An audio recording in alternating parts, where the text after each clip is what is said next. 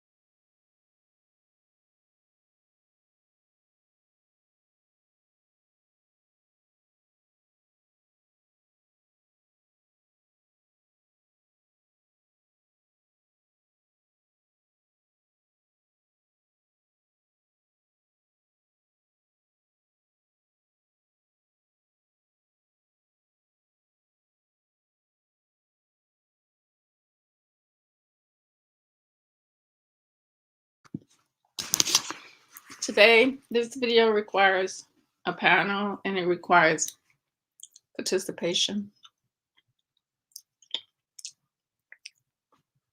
because this is a question.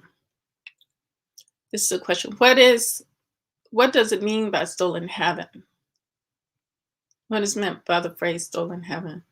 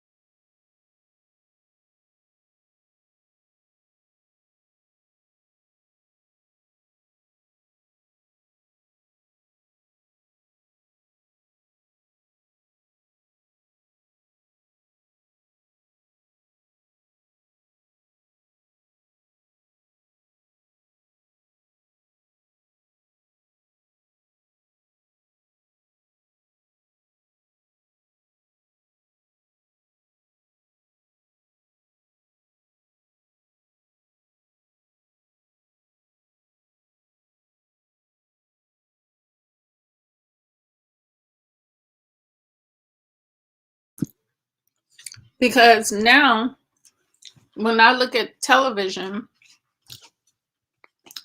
I see brothers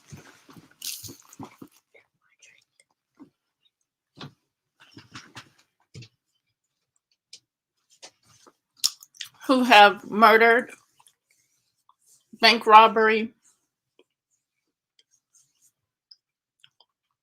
all kinds of stuff that 500 years ago, not even if we want to do it the closest closest history in our time of our time.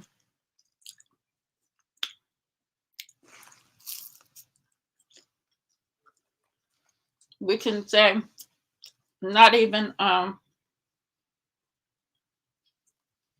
60 years ago. Wait, not 60 years ago, but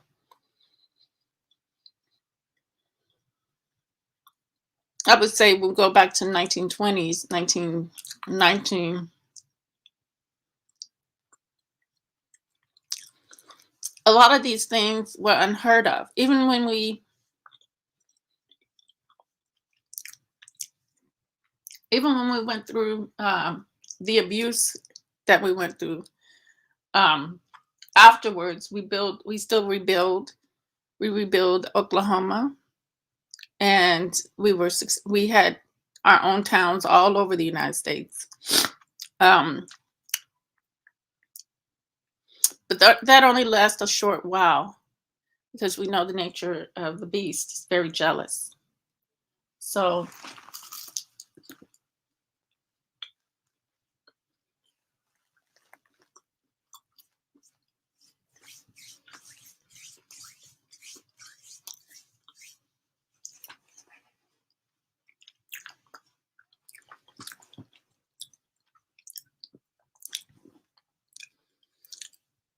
we had a different mindset, a different mind state.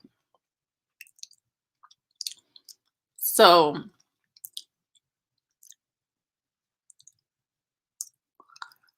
when integration happened, you notice that our ways of life demolished, totally demolished. And one way it started, well, first, the reason why they destroyed our separated towns and cities and lands that we owned was out of jealousy, of course. Because when we were on our own, we were successful, living the right way, the proper way, according to the laws of nature, right? But once integration came, once they hit us economically, they were able to control us. They've always controlled us economically, but we had some sort of control for a short period of time. And this is why many of our men were hung for their businesses. It wasn't over white women. They would have you think today, because that's a decor to get the boys to look at their women so they can prove themselves right, make themselves feel good about their past. And our people have fallen for the okie doke in so many ways.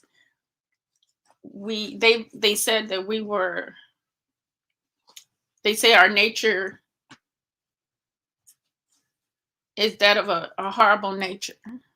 And what they have done is they've been able to turn it around and make it like that. They have been able to control it and make it like that. A lot of our people are looking for heaven in the wrong place, because that's what we were taught about material things.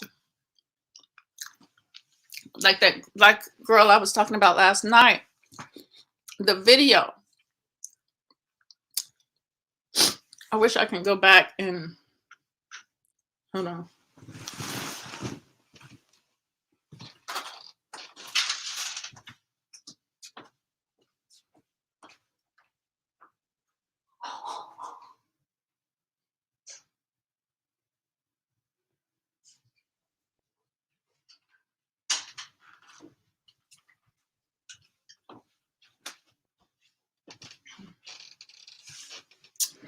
It's like the video I was talking about last night. I don't want to put nobody on the spot, but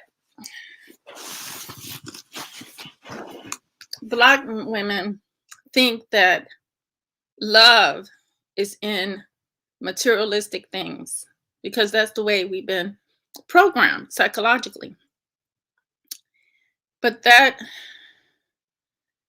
is can never be love. Truth is love. When someone's honest with you, that's love. But buying you a materialistic thing like a car, how can that be love? Because that car, that brand new car can be, I talk about it all the time.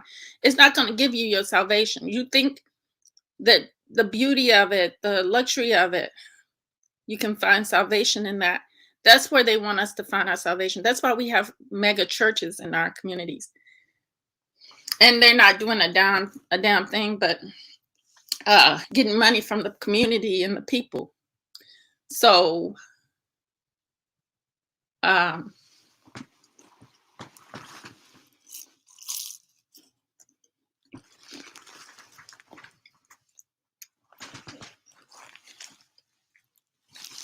and that's not self-love.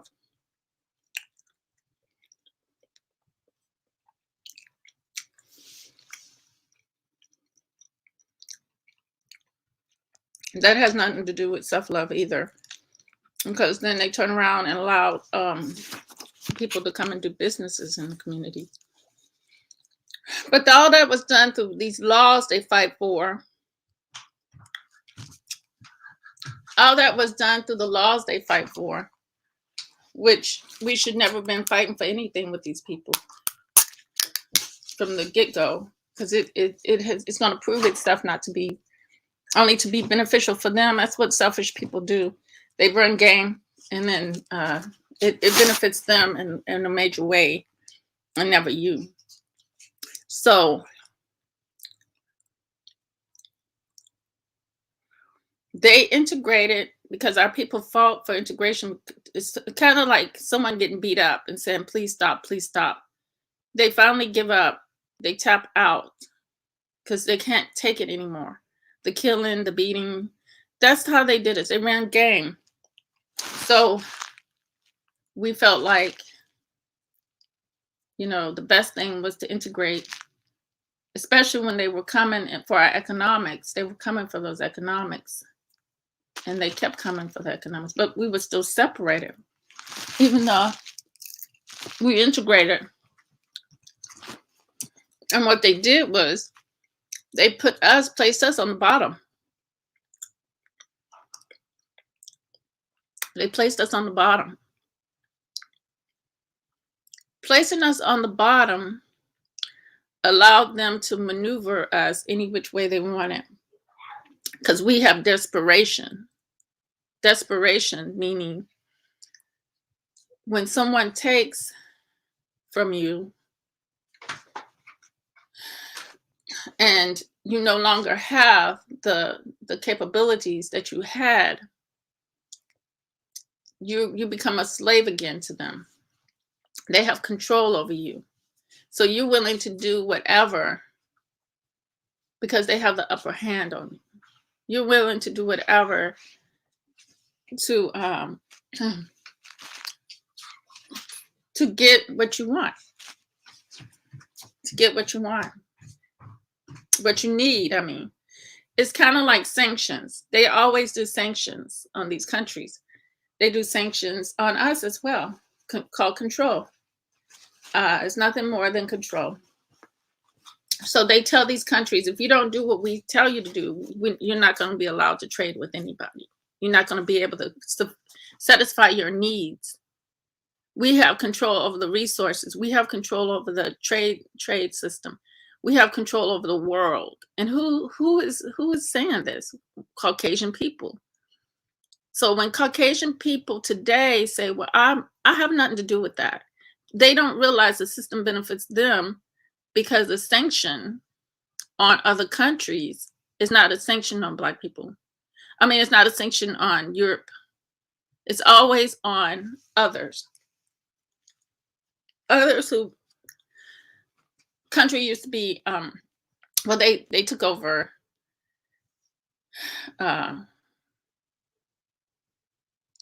some countries, so that you won't see a white country ever get sanctioned. You'll see a country that has Black people or indigenous people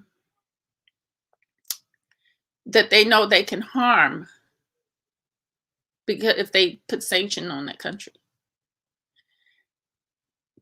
even if it may be look like Caucasian country, like Iran. But once you know the history of a lot of these other countries that are, they all were pretty much part of Africa. I would go to say that Africa was, if you really want to say it, everything was one landmass. So I don't know if you call it Africa or whatever you call it. It was predominantly Nubian people, and it wasn't Caucasian people, majority Caucasian people. So what we see today is we see sanctions for certain reasons, for control. And they're in the habit of it. You will never see them put sanctions on the Jews, on Israel. You'll never see them put sanctions on Sweden. You'll never see them put sanctions on England. But you will always see them putting sanctions on these other countries that are probably sympathetic to Caucasian, to Black people, to Libyan people. And this is control, mind control. You know, in Africa, we have a lot of, a lot of people think that they can run to Africa. We can't run to Africa. The mines have already been taken. The mines have already been stolen. They would like to make that predominantly Caucasian, like they did Tasmania, like they did Australia, like they tried to do Brazil through the race mixing. They went over there and moved over there for just for the reason of whiting out people. And it didn't work, but we know that the same thing that happened in the past is the same thing they're going to do now. And that's why you can't call people conspiracy theorists, because you have to understand the situation before you jump and say conspiracy theorists. You have to know the history. If you don't know your past, you don't know where you're going. And you can't really take a person that says conspiracy theorists seriously, because chances are they don't study nothing. They believe everything they're told, and they don't study nothing because they see no need in it. They trust the system fully.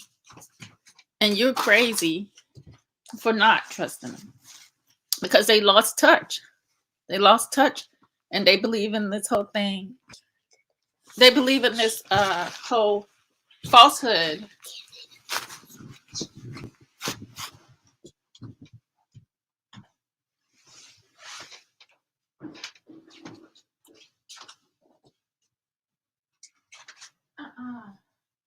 Here.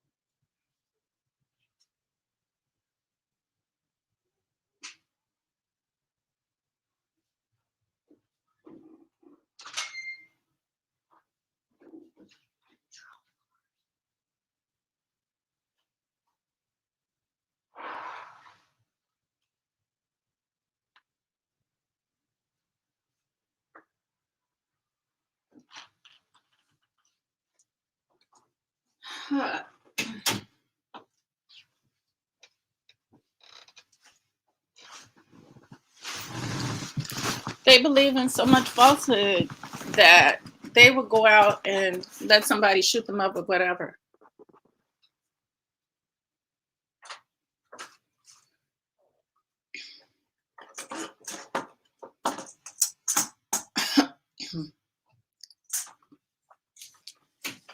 They'll let people shoot them up or whatever, they without even taking in consideration or questioning, what is this, knowing something about themselves, their bodies.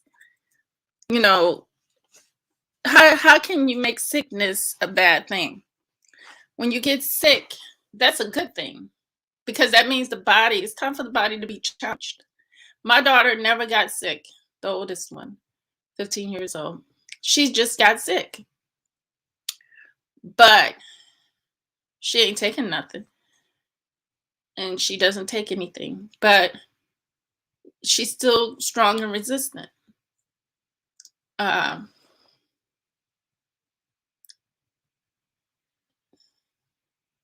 just sometimes it calls for rest. It means the body, the mind has to rest. You know, we used to know these things. You cannot. I know a guy that he did the shot. He's a video. He's a create concrete. He's a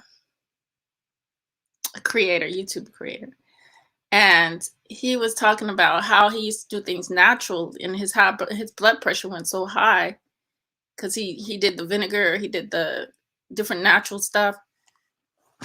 One thing to take in consideration, your mind and your whole lifestyle has to change when you go natural. You cannot be you can't be lukewarm. That's what that means. You can't live in two worlds. You can't still eat meats and think that you're gonna heal yourself in some kind of way. Because meats are the worst things for us. And I know that a lot of people who are bodybuilders and stuff like that, they fall into that protein lie. Like, you need to get protein from meats.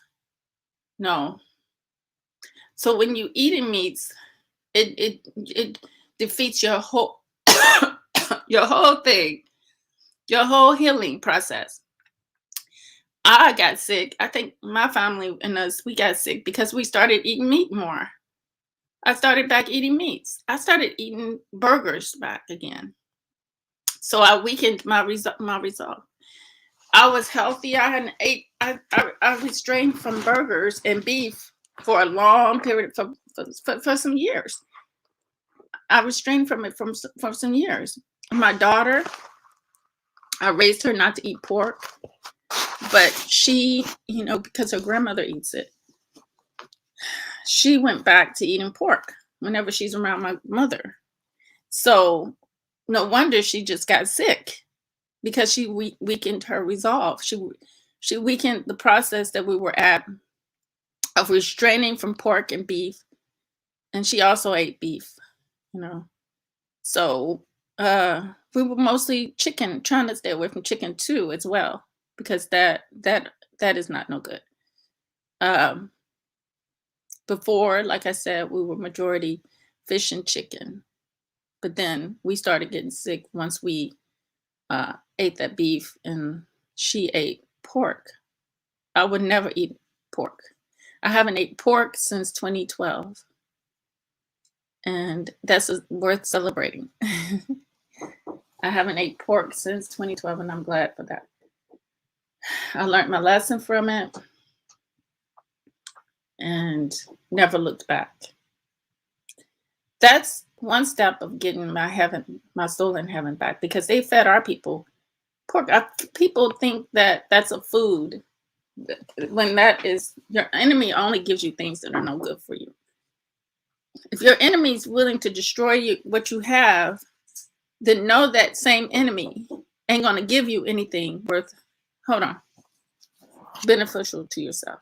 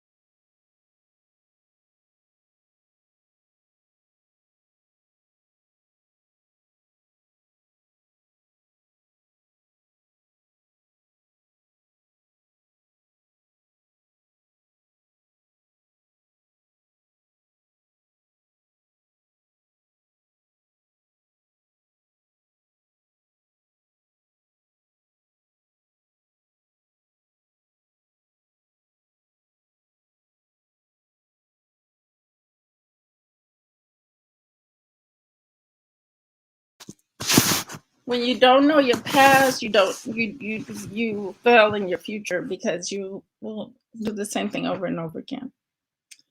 And the sister who was married to the Caucasian guy and had a kid by him,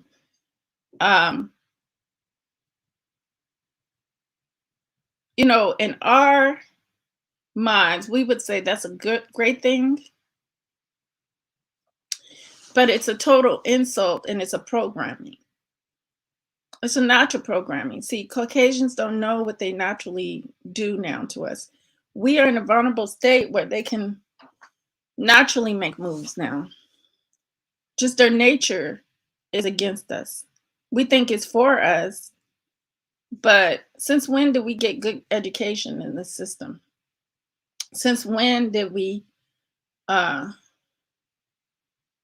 you know, been able to flourish in the system? You know,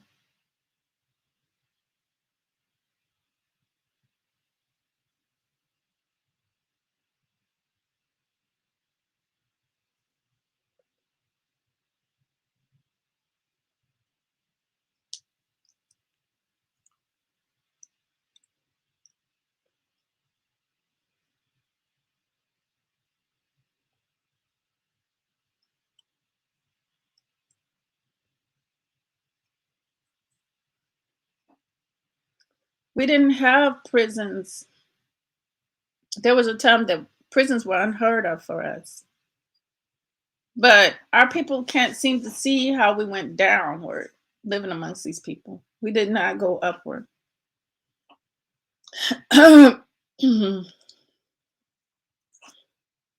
We did not go upward. We under the illusion that materialistic things make you go upward. That's why they put in the book that heaven has the streets of gold. Heaven has the streets of gold. They make your past complex for you to understand, because they have, just like everything, they have hijacked it. They hijacked Egypt. They hijacked the Native Americans. They hijacked Africa big time. Majority of the things they say is lies. So all of these things that I mentioned is mental. It's mental. They have messed with our mental state and brought it down to a level of to a horrible level, to the point where now we see our people killing each other. We prove them right. You prove them right. And the worstest thing is to prove those who are just as conniving as you are right, because they did the connivingness to us. They did the conniving to us. And so mentally, evidently, you know, from childhood, like they did the Dodge test, where even the Nubian children thought themselves to be disgusting, but they thought the white doll to be beautiful and pure and wholesome. That's very dangerous. That was very dangerous. You see, I don't see why we didn't move away when that took place. I don't see how you can still ask these people for voters' rights, and you can ask them for all these things when that exists, when a situation like that exists, where you think little of yourself. That's a mental thing that's going to work throughout your group, throughout your people. And it has worked. It has worked. So now, you know,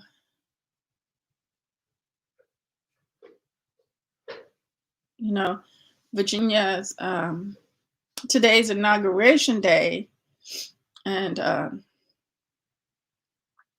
Next Tuesday, they want to do a town hall meeting. Uh, they invite people to the town hall meeting for next week. Uh,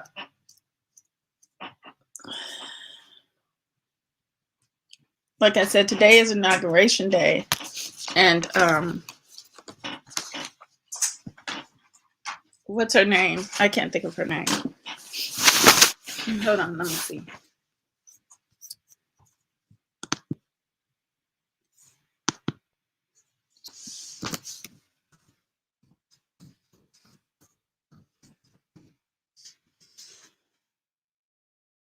Mhm.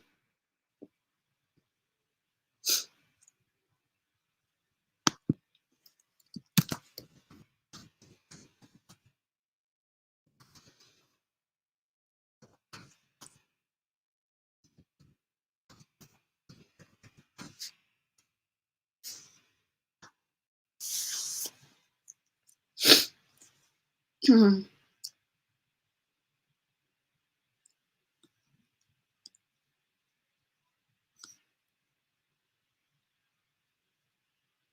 Mhm. Mhm.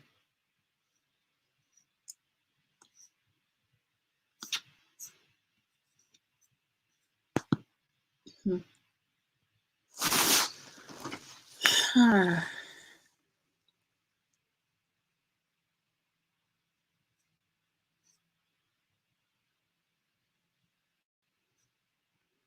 Mhm.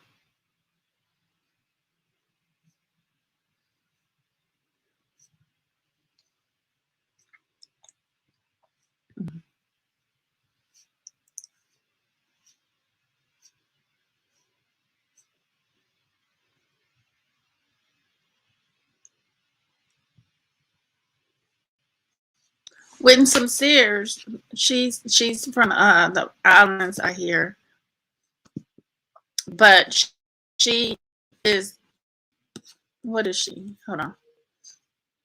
Hmm. Winsome Sears is Lieutenant Governor elect. She's Lieutenant Governor elect, and you cannot go. You know the exit, the time to really exit, but because we got people that go hardcore for the system, Joe Madison, Joe Madison, you cannot, for whatever reason, and the system already says that the white doll is better. They got your children thinking that the white doll is better than them. You know, when they first on first sight, then that's something that you cannot deprogram your children. That's already done. That's already a done deal. Until they figure on their own. But is this society going to allow them to figure on their own?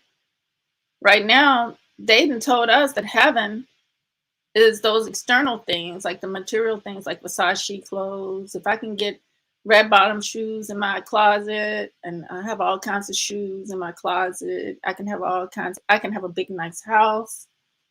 I can have a big nice house, a mansion. If I have money, you know, that's heaven. And actually, the money's the God. You know, you know. So a car, and what did I say? I said years ago, this stuff is only for a short period of time. Everything gets old. You know that big house, you're gonna have to eventually put a new roof on it. You're gonna have to eventually get somebody to come out to fix it. This and that. You're gonna have to eventually.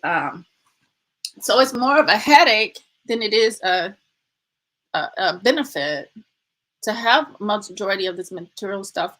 You're gonna outgrow your clothes. It's still gonna be Versace, but you're gonna outgrow those.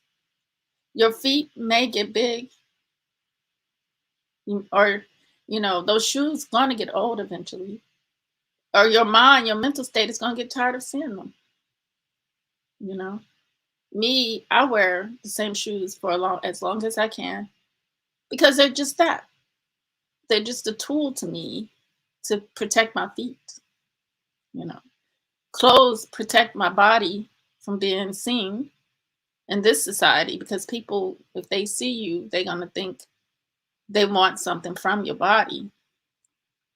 They don't have the mind state, the capability to control themselves.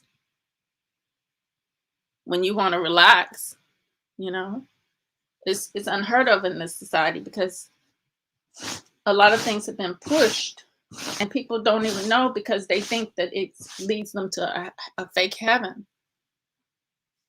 It leads them to a fake heaven, a fake heaven, to their roads of gold, their roads of gold.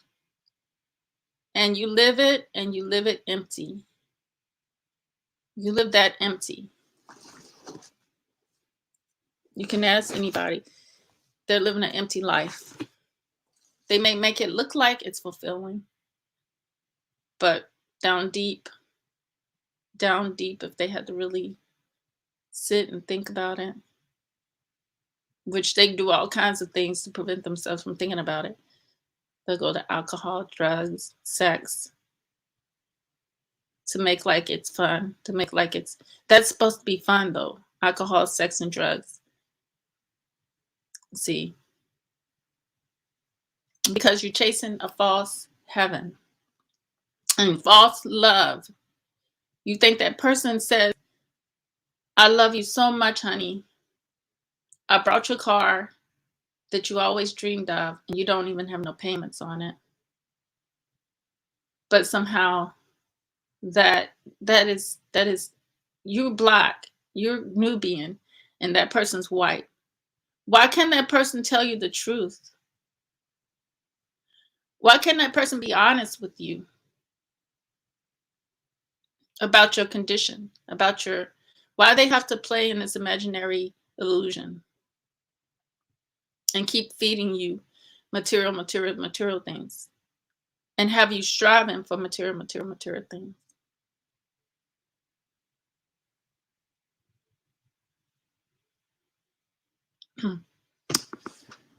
One thing I know is down the road, resent does come in to play with things.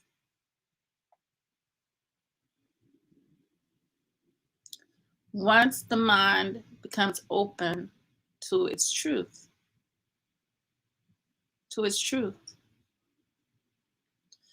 I knew this.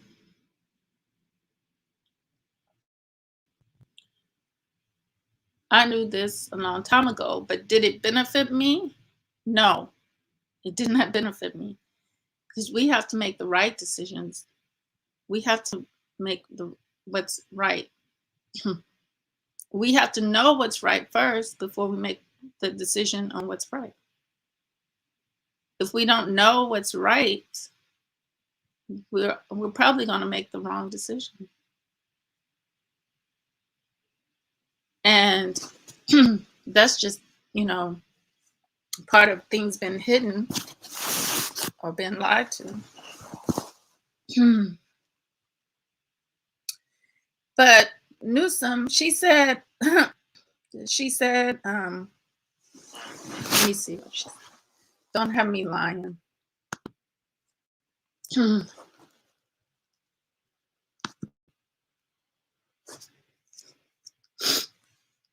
Don't have me lying. Winsome, Lieutenant Governor Winsome.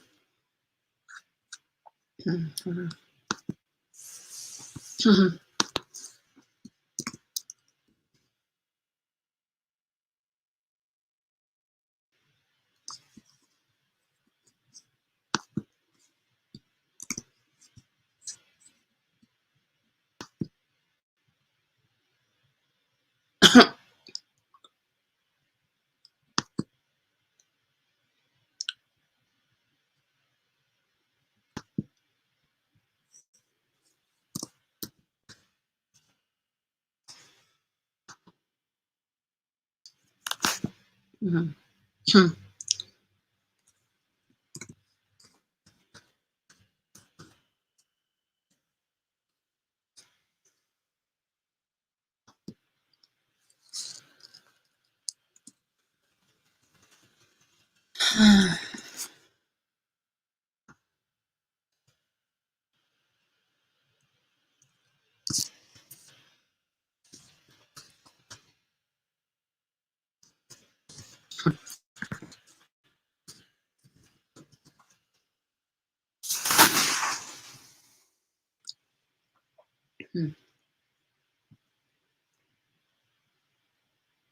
Hmm.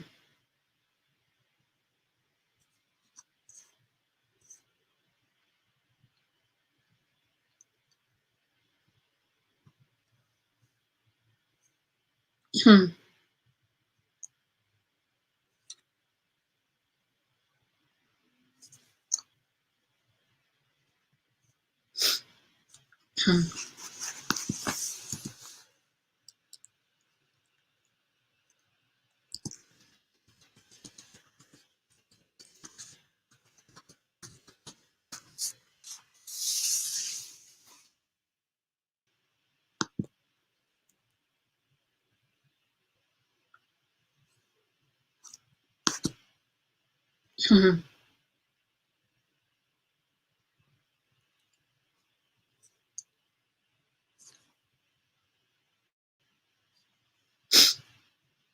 I guess this is it.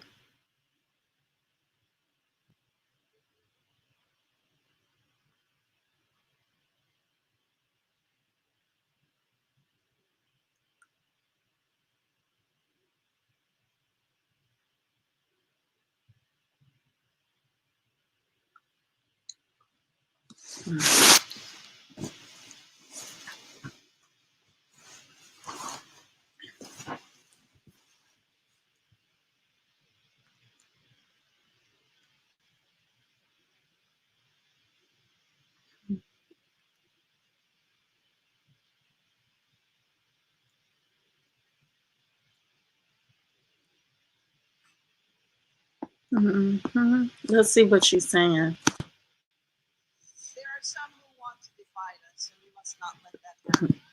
They would like us to believe we are back in 1963 when my father came. We can live where we want. We can eat where we want. Okay, let me fix this. We have had the best way I can fix it. I'm going to share the screen. So the left submitted couldn't be done, but the red wave came across Virginia on Tuesday with Glenn Youngkin becoming the governor-elect. But our next guest, who was on the ticket with Youngkin, made history on Tuesday in Virginia. Joining us now, Virginia Lieutenant Governor-elect Winsome Sears. Ma'am, what an honor to have you on. It's good to be with you at Old Dark 30 again. As military folks knows what that means, huh? Oh, so I was a Navy SEAL for 9 years, so I served alongside with you guys overseas when I was in Iraq. Now, we had you on the program a few months ago where your campaign was up and coming. And you made history on Tuesday, becoming the Commonwealth's first female black lieutenant governor. What was going through your mind? I watched you live on stage during your speech. I thought it was very uplifting. I am a huge fan, so it's a huge honor to have you on. I'm at a loss for words because I didn't run to make history. I didn't, look at the historical line and say, well, if I win, I will be the first this and the first that and the first of the first. I just thought our children aren't learning. And I know where to look for the scores, and somebody has to care. And I'm the most likely one who can bring us across the finish line so that we can help the children to learn. And that's why I ran. Yeah. Well, your campaign, largely you were kept out of the spotlight for a lot of things, but I followed a lot of what you were doing on campaign, and it was a very humanizing sentiment. You, exactly like you said, look, I didn't think our kids were learning the right things. I didn't do this for social justice or anything. You did this because you cared about your state, you care about the issues, and your family was a key role in that. Actually, during your acceptance speech, someone screamed out that you're beautiful, and I saw your husband kind of look forward. But it was, you have a very humanizing factor to yourself. Tell us a little bit about how that played in the race when you were on the campaign trail. People, the voters, they just want you to be real. They don't want to hear, big words spouting nonsense. Just talk to us as if we're people, because the issues are real, the problems are real. We're not getting along. As I said, the children aren't learning. The jobs, well, they're kind of scarce. Our lives are in turmoil. And by the way, one of the things I always do is remind us Americans, not just Virginians, but Americans, we're not alone on this globe. Mhm. We have China to deal with. We have Russia. We have other nuclear powers. And so, we can destroy ourselves within while the other nations are moving ahead and laughing. And, we still got Americans in Afghanistan. We've still got translators who have helped us, the Afghans. And when is Mr. President going to go and get our people out? Right. Marines have died. A soldier and a sailor died because of his ineptitude. When is he going to lead? Right. So that's what I'm talking about. We can't be afraid of speaking, as they say on the other side, truth to power. Mhm. That's what we're about. Well, they're yelling at me about time on this, but I gotta ask you one thing, and this is so refreshing to me. On Tuesday, you said that you were willing to die for this country, even when you weren't a citizen yet. You and your husband both served in the Marines, obviously. Yes. With Veterans Day on Thursday, I can't tell you how nice it is to see veterans who actually believe in the Constitution and things like that get elected. What do you say to all the people who have been disrespecting the military, quite frankly, and our flag? I don't care what political persuasion you are. I would have died for you to protect America.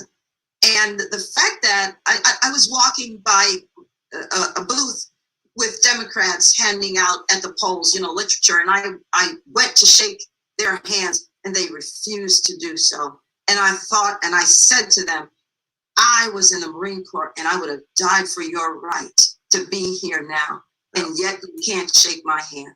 Yeah. There is no respect for us, but it's okay. We'll love you anyway. Well, you know what? There's certainly plenty of love to go around with your campaign. Thank you, Virginia Lieutenant Governor-elect Winsome Sears. Winsome Sears, I appreciate you being here. It's a real honor, ma'am. Thank you very much. God bless Virginia. Yeah, definitely. And now it's in good hands. Hey, I'm Rob Finnerty. Thanks for watching. But someone said, she said, forget about slavery. Forget about slavery, right? I mentioned to you just a few minutes ago about the Dawes test. And how society's mentality is of that. Even the Caucasian children, they agreed that the white dog was better than the brown dog. So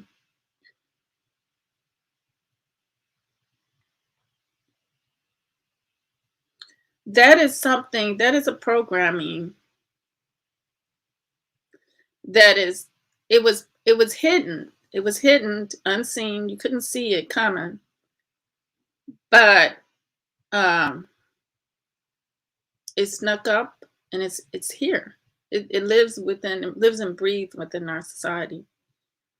So when you say forget about slavery, my life, I didn't allow the thought of slavery or anything to be in my head.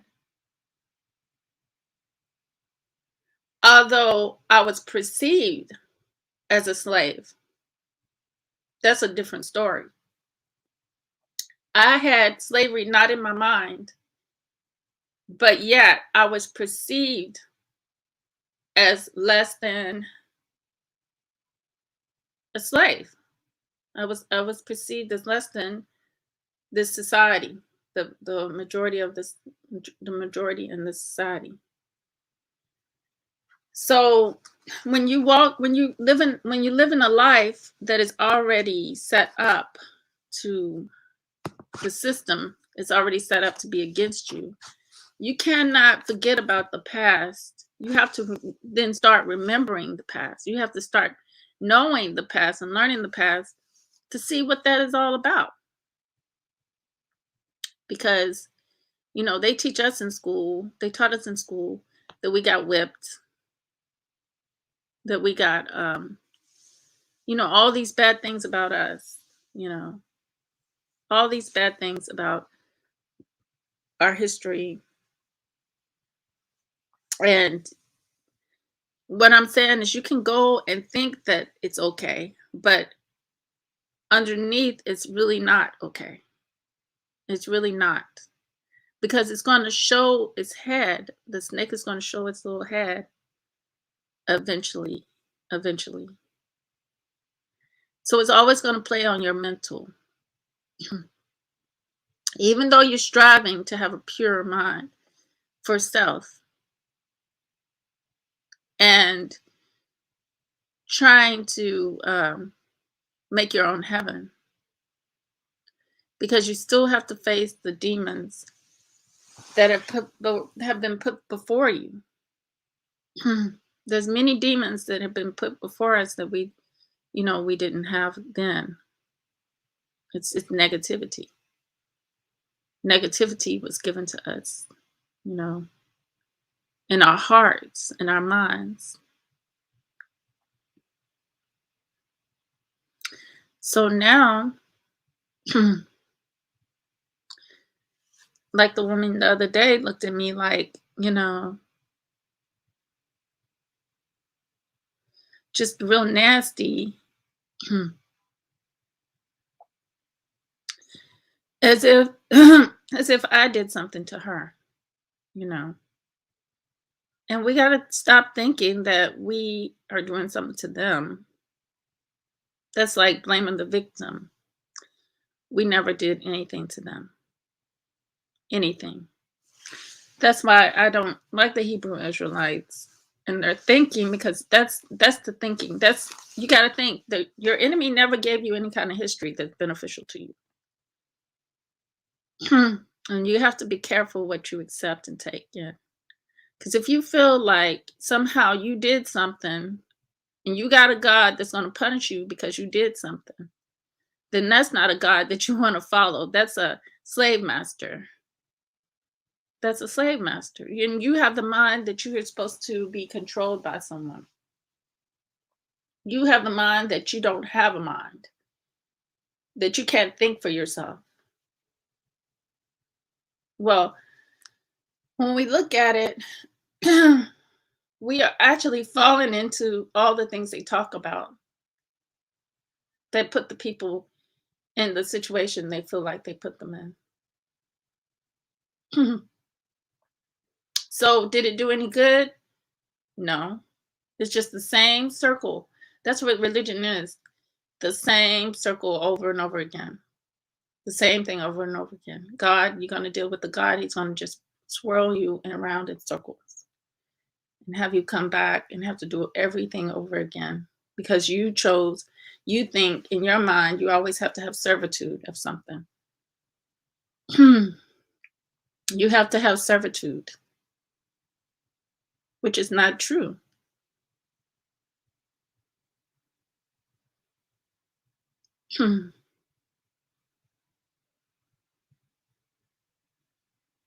Which is not true.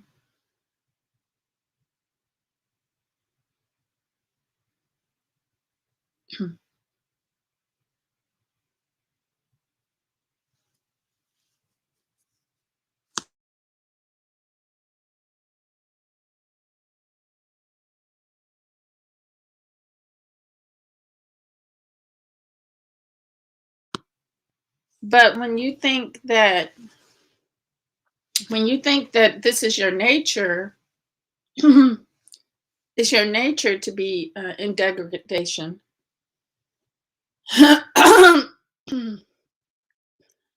You're not going to feel like, and you don't, when you don't know what heaven and hell is what you make your own life.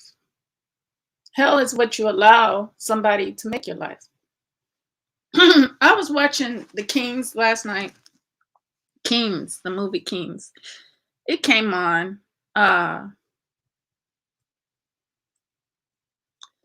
And I remember the police officer specifically telling Halle Berry and the white man, I'm gonna put you in hell. I'm gonna put you in hell. So this is the mental state of the Caucasian. They want to put you in hell. And how do they put you in hell? Through your mental state. This is how they get you. The police, he said he wanted to put them in hell. He wanted to make sure he's going to put them in jail, and he put them, connect them to the pole until he got back, because he was very disappointed that he couldn't arrest them right there and then. He had another call to run to. This is during the Rodney King mess. Hey, D. So he tied them up, but then they found their way to get loose. But the main thing that stands out is he said that he's going to put them in hell. Don't you think that they have been successful at that on this earth? They have mentally put you in hell, family. But you don't even think of it like that, because you can't think of it like that, because you think that Miss Daisy is the sweetest old woman and you want to keep driving her where she needs to go.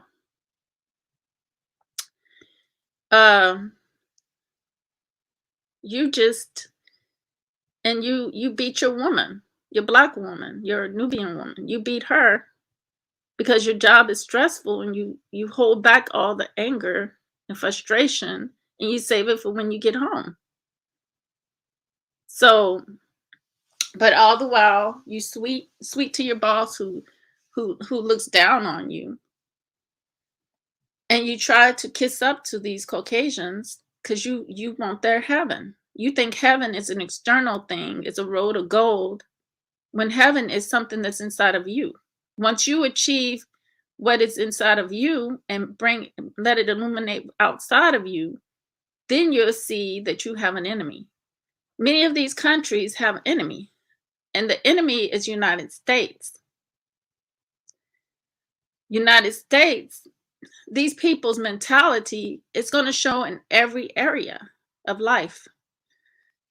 When we talk about other countries, they cannot build or be better than the USA. They cannot be better than the USA. The USA will not allow it, because that's the mental state. If they had that mental state for us, what do you think they're going to have for others? They don't want Russia to go into Ukraine. And that's none of their business. That's really none of their business what's going on. We don't even know if they're lying to us about things. They lied about Afghanistan. They went in there and destroyed that place. Iraq, a lot about Iraq. They went in there and destroyed that place. Started building that back. Afghanistan is a little tough to build back, but you have to realize that it's all mental. And this external stuff, our sisters are going to get trapped thinking that the white man is beneficial to their lives when he has never done anything truthful. Nothing truthful. So you end up living a lie because you think that the pearly gates of gold and the golden road of heaven, which is physical. These people think of everything as physical. If you are an energy, why should you burn in hell? If you are an energy, why would you burn in hell?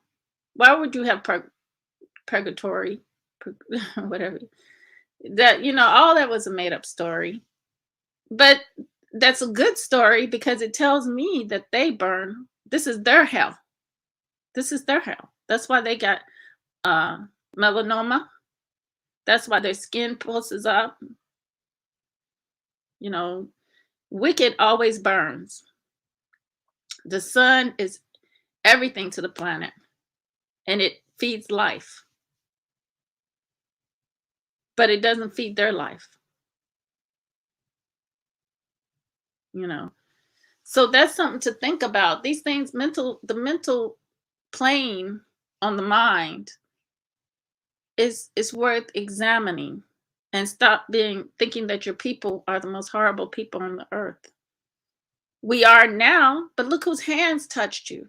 Isn't a dog a weaker version of what his ancestors are? Isn't a dog a weaker version of his ancestors? A dog depends on you. A dog has been made to depend on you. If that dog, he doesn't have you, white people talk about it all the time and have sad dogs, sad puppy eyes, crying, harmed. The dog is been wounded. He's dirty looking, not taken care of. They have to rescue him. You know, this is what they do to us. The same thing they do to us. You know, our children. Feeling like now they have to rescue them. We are dependent upon them. But, you know, it doesn't have to be that way. It really doesn't have to be that way. Hold on.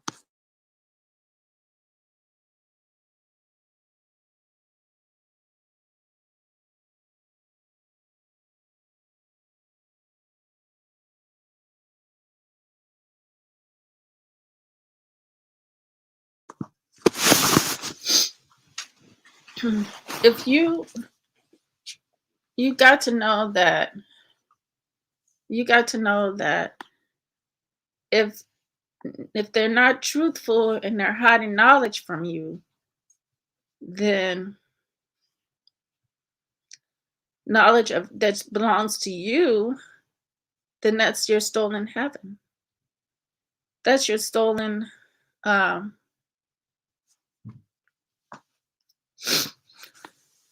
place of refuge.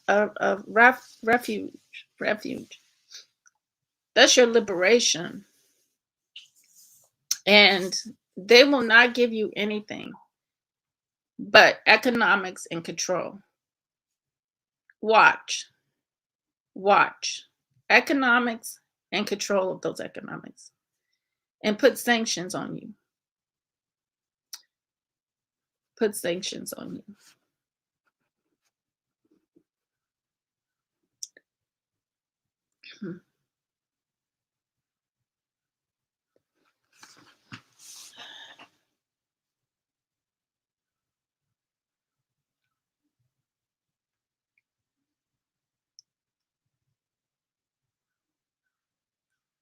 So, like I said about the dolls test, that should have been the first sign that you needed to run, because that doesn't build nobody up but those who have destroyed you. And when it comes to your children's minds, that is critical, because now look at the children that had grown up. Look at her, Lieutenant Winston. She said she would die for this country. She would be on the front line fighting whatever comes against this country. And this country has been destructive to the world, to the earth. This country has been really destructive to the world, to the earth. But they put on airs like as if they're trying to help the world and the country. Anything but. If you ain't done for the Nubian people here, then you ain't doing for anybody anywhere. And that is, you know, we got to look at these things. We got to look at these things in detail. We can't let these glances by our eyes and think that everything's okay. America, USA is going to make our day. No, we have to look closely and examine these things. We got to stop blaming and saying that we had choices when we didn't have no choice. And we didn't have a choice in integration. we really felt like we didn't really have a choice in integration. And Joe Madison may want to look at that a little bit more, examine that a little bit more, because that's important. That's real important that you examine these angles and these aims that these people have produced. Because their aim all along was to have a class on the bottom. And what more, nothing better than to have people of a different race on the bottom, people of a different species on the bottom, because you can you can control them. And plus, we got to think about it. Heaven is our mind.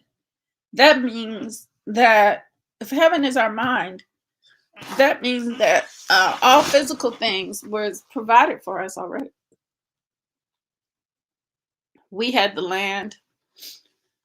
We had food. Now am I lying? Did we ever have poverty before all of this? Was Africa, the continent of Africa, needy of food before Leopold? Huh?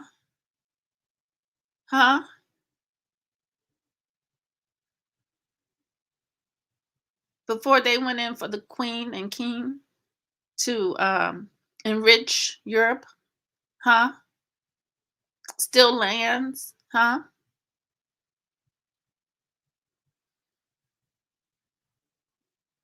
Were we in poverty? Or there was some truth that said that everything was provided for you. You really didn't need to buy and sell. You bartered, because people had talents. We always have our talents, different things that we can do. We do, like, fixing up a house. You would charge the person, they'll give you a grain of wheat. You fix up something in their house, that you weren't prisoned by money. You had gold. You had gold.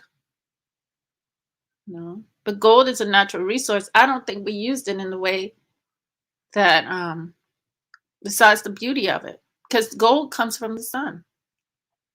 The sun hits those mines and formulates that gold. Alchemy, natural alchemy from our heavens, which is above, which is in our heads, our minds.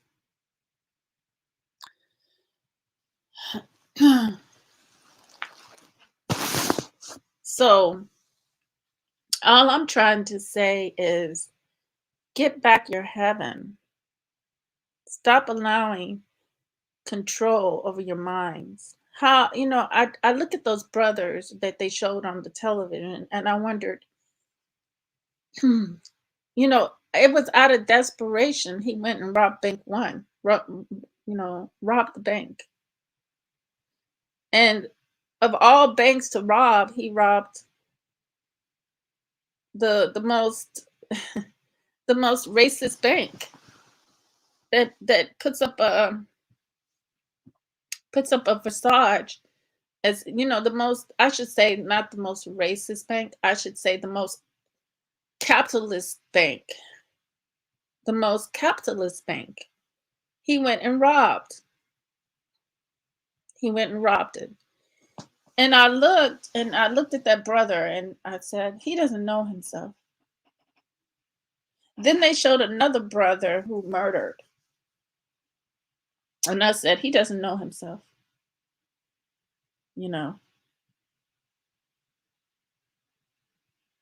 He does things out of desperation. And that's what they expect you to do.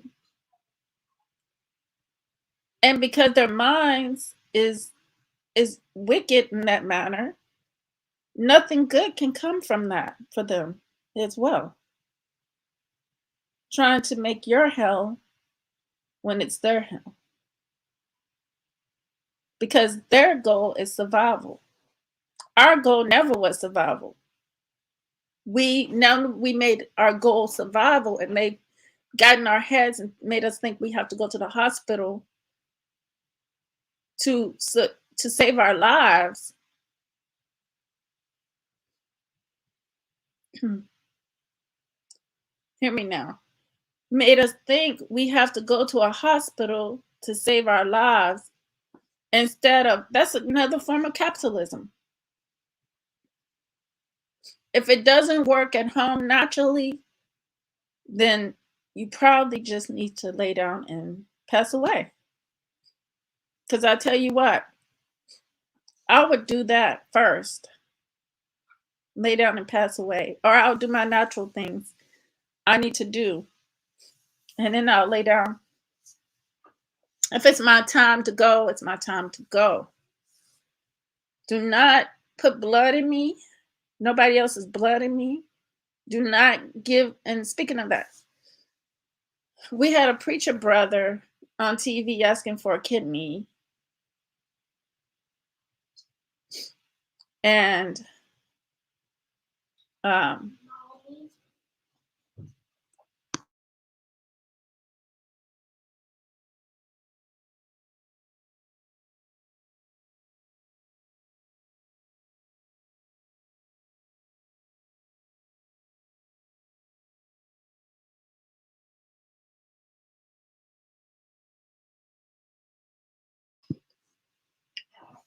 but for me, I wouldn't be on TV begging for a kidney. I'm not going to beg for no heart, especially when they're trying this new experiment of putting pig organs in people. Let me go. Let me go. I'm not going to beg for life. I'm dead. I'm not going to beg for life.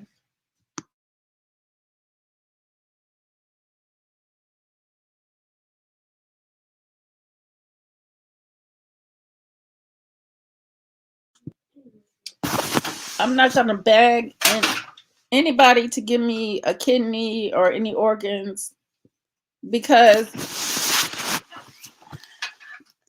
you know, that, to me, that's not a good thing. That's why I say our health is our wealth. If we're doing something and we're listening to these people who are our open enemy, who've done all these things to us, and we're trusting them, you know, I wonder if that preacher got the shot. Because I can tell you now, when I was in the service, all the shots that I got, that one shot I got, the anthrax, really did me damage. And it can be seen today, the worst. Because my motor skills are affected. My muscles started sticking. Issues. I started having issues, you know, when I was active duty, since they gave me that stuff mentally. It just messed my whole system up. And I didn't even know half the time that that's what they were giving me, the anthrax shot. Because I didn't realize, I only thought I had it one time, and I didn't think it was really administered to me. But come and find out, I looked at my records, I had it 2 times. And matter of fact, after the date, they said it wasn't required anymore. So I was totally shocked. Yeah, I was totally shocked that they did that to me. And I think it was during Afghanistan, when I went to Afghanistan. But like I said, I was totally shocked that that was done. But the records show that. So now, you know, we trust our open enemies. Yeah, they don't have our best interest in mind. It is wishful thinking, D. It is wishful thinking. I'm gonna leave that right there because that's good. We're a good-hearted people, but I like the warriors. Like I told you, there's a lady. Her grandfather used to babysit me. I mean, no, her father used to babysit me.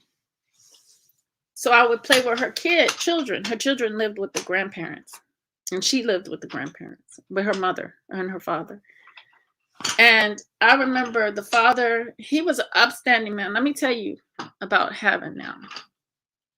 He was a proper, upstanding Nubian man. Much like my grandfather in those days. You know, our grandfathers were like that. They were proper, upstanding, and,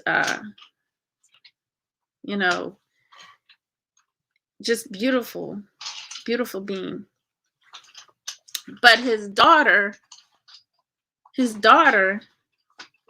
was in hell. And whenever she was around, you know, because she was a crack addict.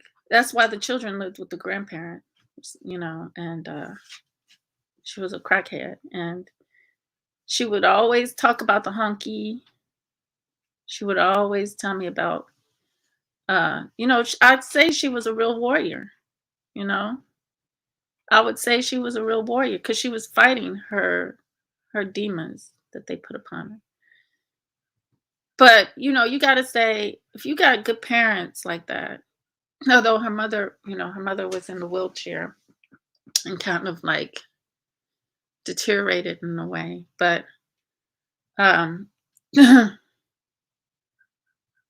she would always let me know as a child that they don't have nothing good for us, that they mean no good for us. She would always talk about the hunkies, always talk about them when I was around. To me, as a child, whenever I was around her. And you know what? I respect that all the time. I listened to her and respected that. Mm-hmm. But I think that's what a reason why my eye was always, one eye was open. You know, in my sleep, I always had one eye open because I was aware. Someone made me aware. I was only 5, and someone made me aware of the world around me. My mom, at that time, my mom had me having white baby dolls. The Mindy doll, the white Mindy doll. But I didn't, and I remember the kids got so mad at me in the neighborhood because what I did was I would always want that long, shaky hair, and I had put a blouse over my head. One of my blouses that to make like it was my hair. And I looked out the window, and that was the end of that. They were pissed off. Well, some people, some kids, because, but the older child was. But I don't know why you would be pissed off with a younger child for that, because I didn't know no better. But I was being programmed to think that I had to change my hair. I had the first weave. I think that you can qualify that as the first weave. I was always trying to get my hair like that Mindy doll's hair. Trying to figure out why my hair wasn't like that. And so, but I always knew that you have to have one eye open, one eye on them at all times. Like I said, we think, some of us know And some of us will tell. You know, some are aware, but they'll still fall for the tricks. But when they fall for the tricks, you got to know that they may not have fell for the tricks all the way. They may have one eye open to the game. And you got to realize too, you got to question how we go from upstanding to being on all fours. How do we go from upstanding to being on all fours when upstanding was us being independent? And then they gradually started to take in secret.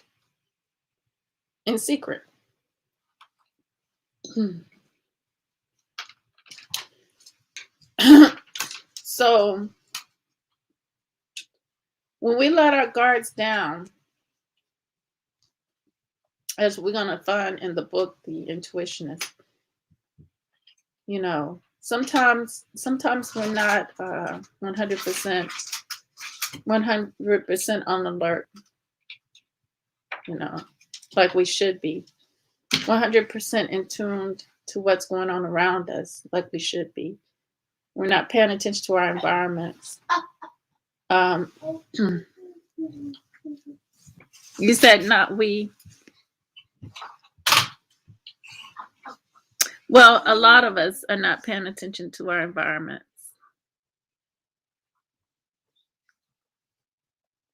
Yeah, a lot of us are not paying attention to our environments.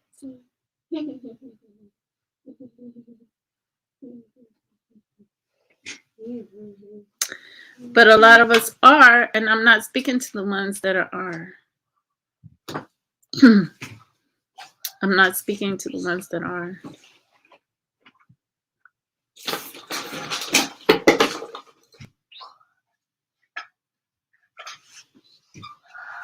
Because just like the brothers who went out hunting and didn't come back, there'll be another brother going for hunting with a group of people and never come back, or going fishing and end up swimming with the fishes. It's going to happen time and time again.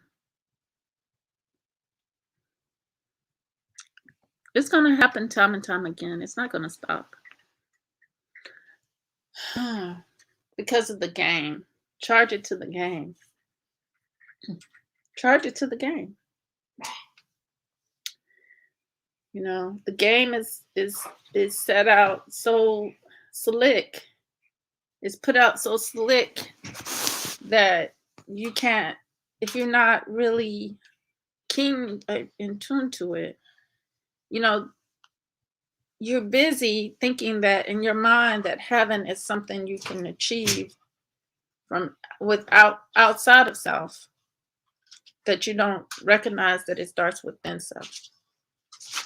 And it starts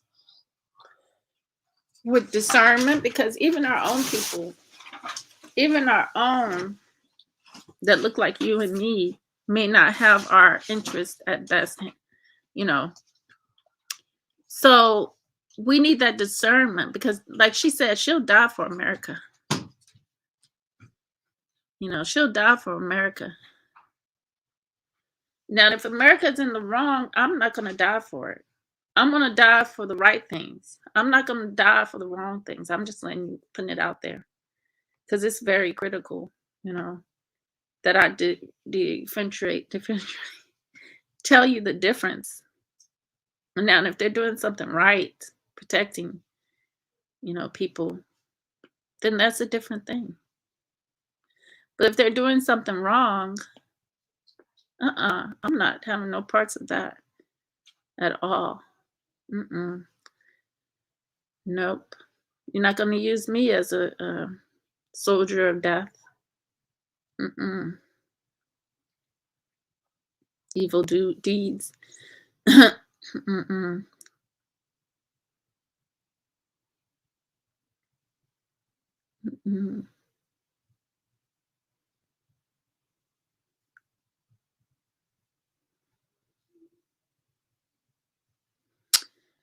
But if you built empires, if you had the capability to do that, and now somebody else, because you remember, they were upset even when we integrated. So therefore, the Black man was put out of the job market, and he could not take care of his family. He could not take care of his family when integration was, you know. So then we ended up on the bottom. We couldn't see that they put us on food stamps for, like I said, your enemy doesn't give you anything that's beneficial to you. He's going to keep on doing the same thing he's done for centuries and upon centuries. And that's conquer and divide. That's conquer and divide. That's conquer and divide. That's why he calls himself a colonist. Colonist. To colonize something is to put it in. Hold on. Let me do this. Because someone was saying that we had colonies. Okay.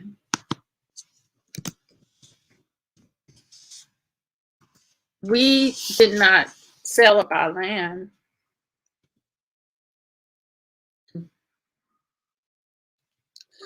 What is colonized?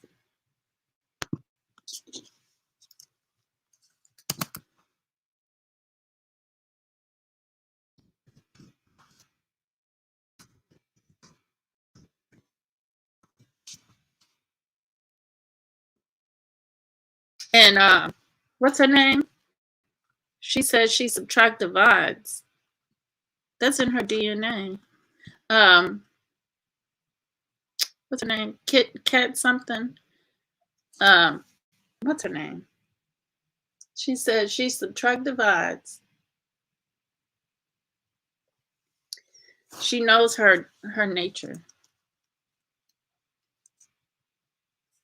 She knows her nature.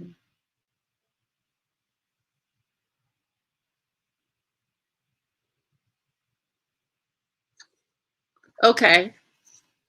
To send a group of settlers to a place, settlers, so you can settle. What they did was they did these different states. They settled and then they conquered. They settled and they conquered, then they divided. So they subtracted by killing the people, and then they divided the people that survived. So they naturally subtract divide. She's telling you what you're gonna get from her. And I think that's people's nature shows. That's not hard. That's not hard. So of a country or its citizens send a group of settlers to a place and establish political control over it. The Greeks colonized Sicily and southern Italy. But of course, when they say the Greeks, we know that the original indigenous people were the Nubian people, because that was a part of, they'll have you think that Egypt was that little small place in Africa, but it spread it far over Asia, over the whole of Africa. Things in America spread it over a distance. There were nothing divided like that. We didn't subtract divide. We add. We addify. We edify. And then we multiply. We edify and multiply. While they subtract divide.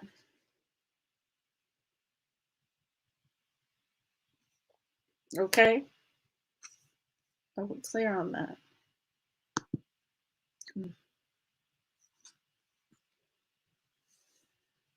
So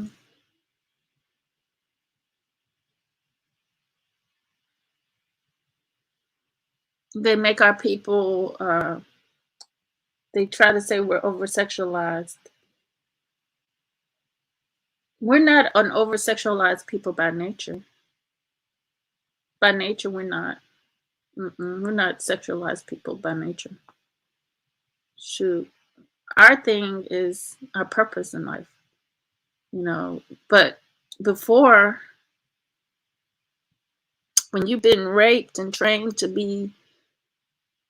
how to be a killer, a rapist, and a stealer, that was training camp for us. Slavery was training camp. Ground zero. Ground zero. Because we had nothing, right? No knowledge of self, because they wiped that out. They killed our elder. And majority of the people enslaved were children. Just like they do. It's no different than what they do today with the sex trade. Sex trade. Subtracting and dividing. Subtracting and dividing those parents from their children. The children, most teenage girls love the money, so they run away from their families, thinking that thinking some fantasy dream that they're gonna be in Hollywood. That's what they feed into some of their heads. You know, I'm gonna put you in Hollywood. You wanna be a model, you wanna be this. So, you know, our nature is to add. We're left out of our nature, for one thing. If we're not adding and multiplying, then we're out of our nature.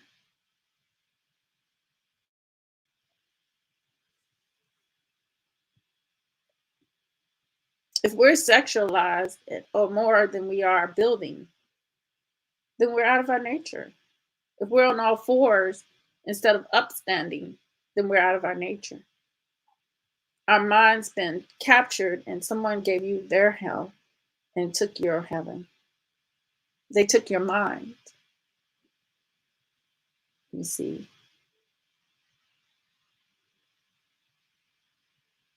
You see.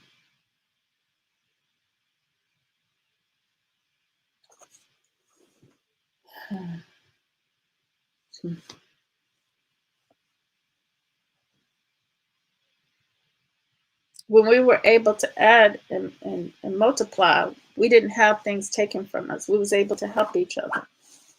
We was able to build. But because they subtracted and divided from us, we're not able to do that. We depend on them to give us the resources. And if they don't give us the resources, we become desperate.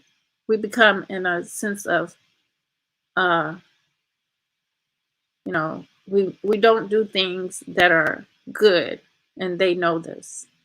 They know this. That's why they put sanctions on countries, because the people will start fighting against each other when there's no food. They'll kill their leader. They'll kill their leader because they've been told that their leader is a reason and is a bad person. He's a reason why these sanctions are upon the people. So inward fighting starts. So we think that our enemy is ourselves. And we love our enemy and hate ourselves.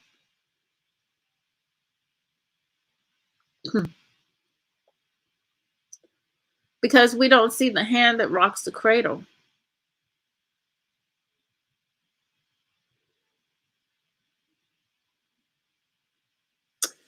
We can't see the hand that is rocking the cradle, that is actually putting forth the destruction.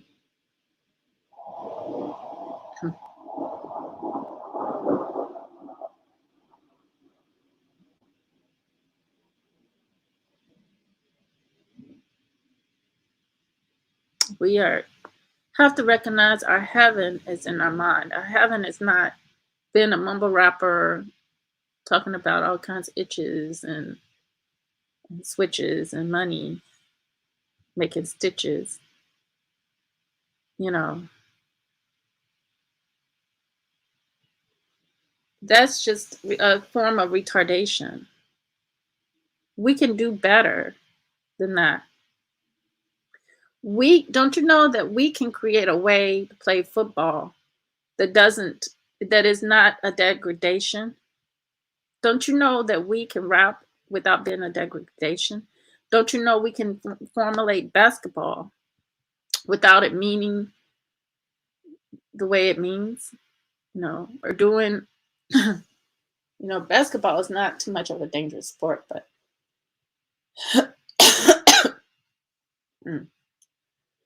but boxing is dangerous. That didn't come from us. That's not a good thing. But we did have dance.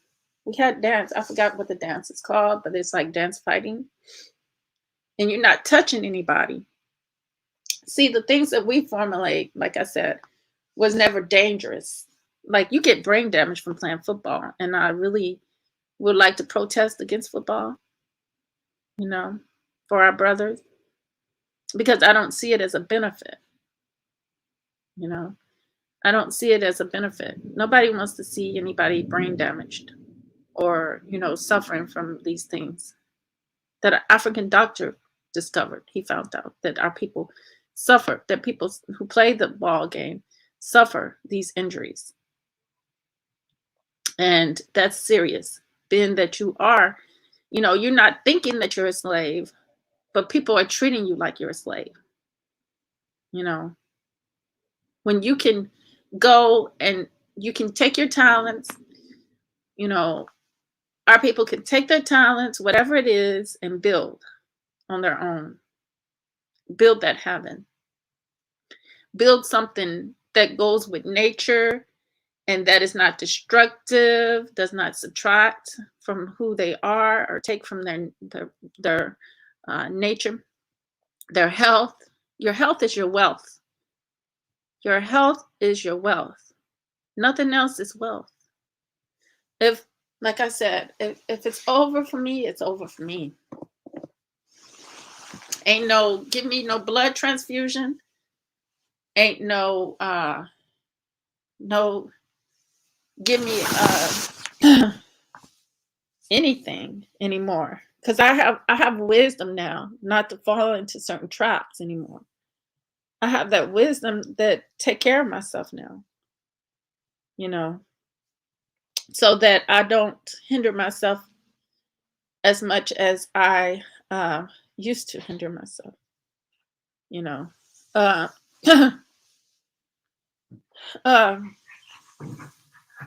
It's very critical.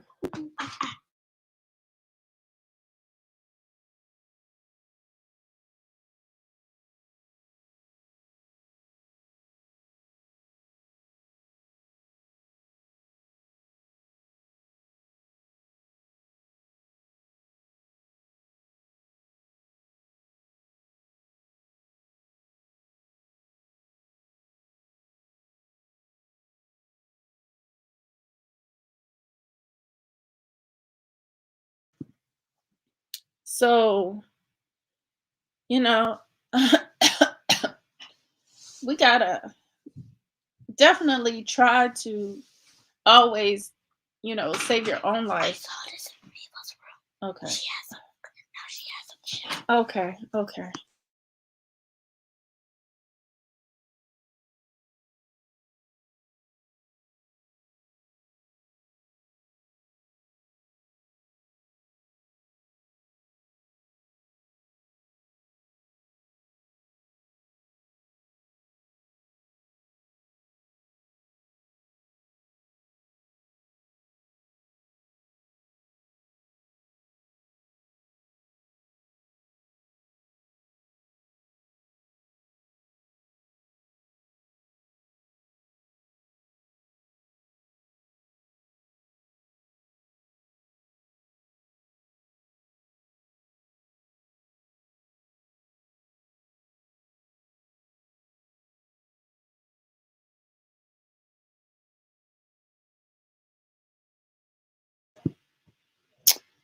Okay. Let me take a little break. I'll be right back. I'm gonna play some music.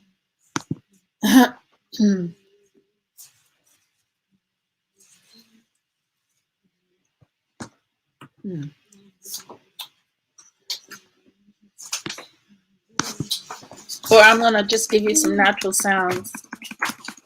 Some not. The mailman is here, Mom. Look, the mailman is I know. Hold on. I see it in there. The mailman is here, Mom. Look, the mailman is here. The mail- Mom, the mailman is here. The mailman. It has a package. Hold on, family. The mailman has a package.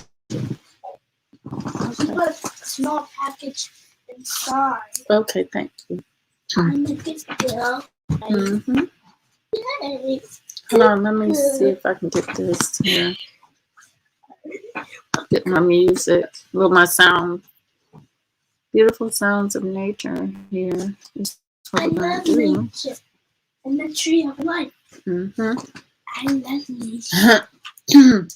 Tree, tree, tree, tree, tree, tree.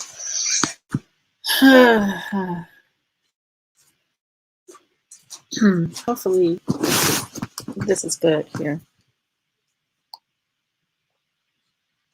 My computer is so slow.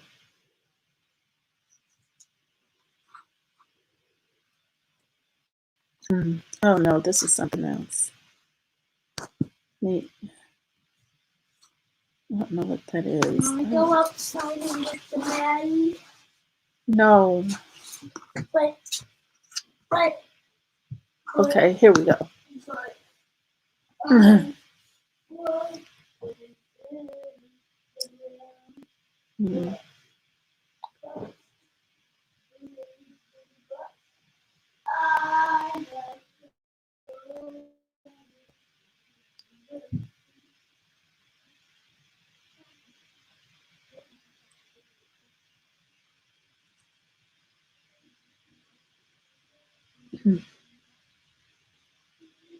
My computer is so slow.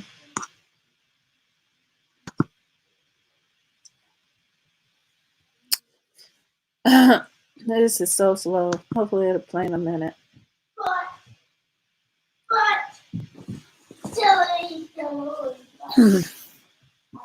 Let me see here.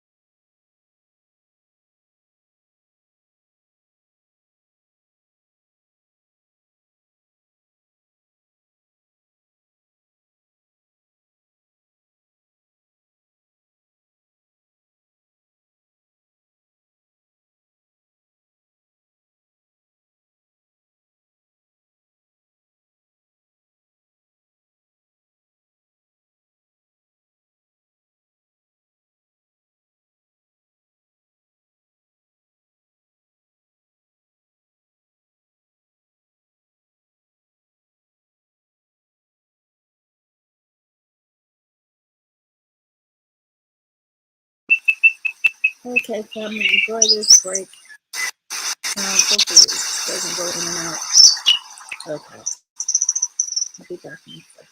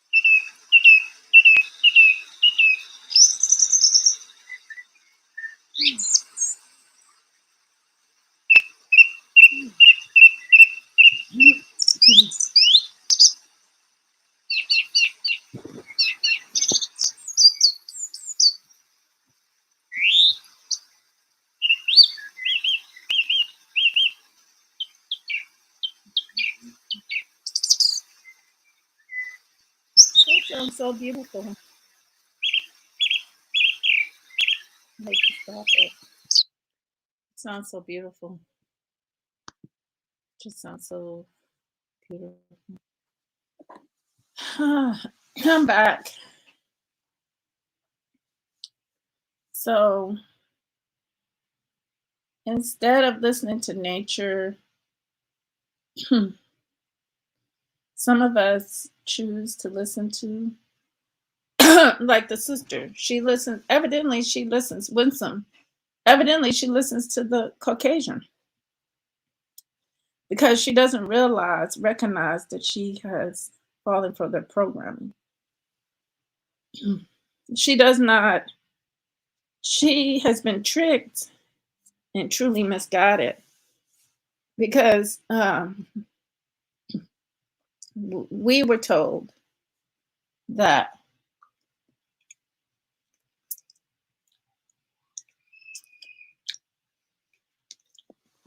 we had no enemy. And that was ages and ages ago. You have no enemy. Okay? So why would you if you're a country that is Christian value, then you shouldn't go around thinking you have enemies. But and they don't really have enemies, they create boogeymans. They have created boogeymans. They have created these boogeymans. Now, lemon, I'm actually eating a lemon, family, because I need it for my throat. And lemons, I also, sometimes when I fast, I would eat lemons because it also dissolves fat. It depends on uh, how long you fast, so it can start dissolving your fat. But it dissolves stuff in your throat. I think it's better to mix it with salt than it is salt and water because it's a stronger solution. Lemons is a stronger lemon juice is a stronger solution. So I'm definitely getting those apples and lemon trees in the next week here. Because I love lemons, and I remember when I was in California.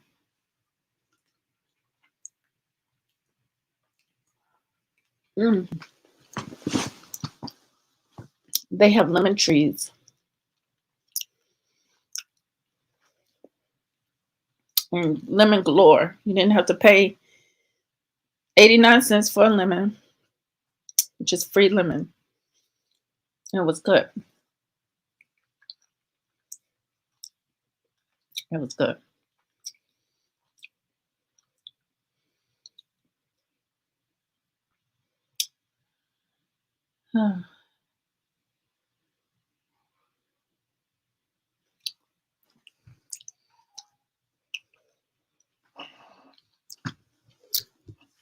Mm.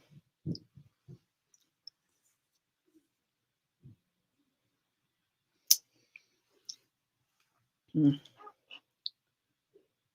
Forgive me. I am just still trying to heal. It's like when I took, like this morning, early this morning, I drank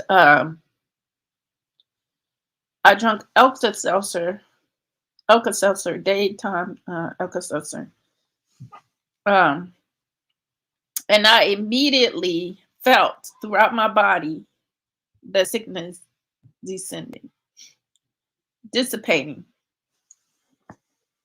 It disappeared because this is the second time I've been sick. This is the second time I've been sick. And I'm here to testify that Alka-Seltzer cold day and night did the trick for me. And also, you know, I keep my herbs around, people. Y'all know I keep my herbs around. Keep you some herbs. I do my mint tea, but I do my tea, my herbal tea, so it has a lot of other stuff in it. So keeping a lot of hot, warm stuff in your system. Don't eat like whole foods. Don't eat like, do not eat greasy stuff by no means. By no means. Because that is just going to feed the virus. Know that anything that is ill-mannered towards you lives, it's a parasite, so it lives off of the flesh. So it multiplies, so it thrives.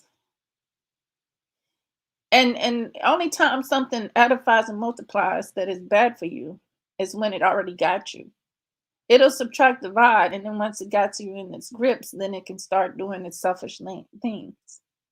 It can start doing its selfish things it needs to do, but it's only edifying itself. It's only multiplying all of these cells to attack you, to attack your body.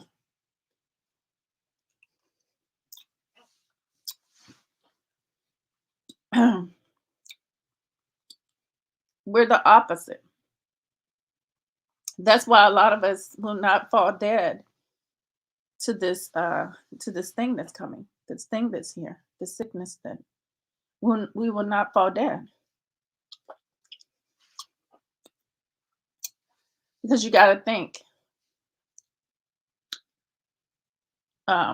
mentally. Are you mentally living in the mindset that your open enemy has your best interest? You know, you have to ask that. If you lost in that manner, of course, death is going to be upon you, because a lot of our people have illnesses, and those illnesses thrive from their having been stolen. Their heaven was stolen. They don't know the knowledge of proper care for their body type. And they don't know how to go about, because each one of us have different body types. One thing that worked for me may not work for you. You can't make things universal. Anything can't be universal. You got to kind of tweak and twerk things to make it work for the individual blood type, because we all have different bloods, right? So the muscle-bound brother that was talking about how natural healing didn't work for him, instead of him investigating to see what he did wrong, because I mean, he said he took apple cider vinegar, and some other stuff, organic stuff. Those probably didn't work for him. You know, I don't think it probably worked for anyone if you're just doing those things. You got to do more. And that change your mindset, not eat meats, because meats play a big part, because animals have their own health issues. And you taking on the animal, when you eat the animal, you're taking on a lot of its health issues. A lot of it's mental state, believe it or not. So,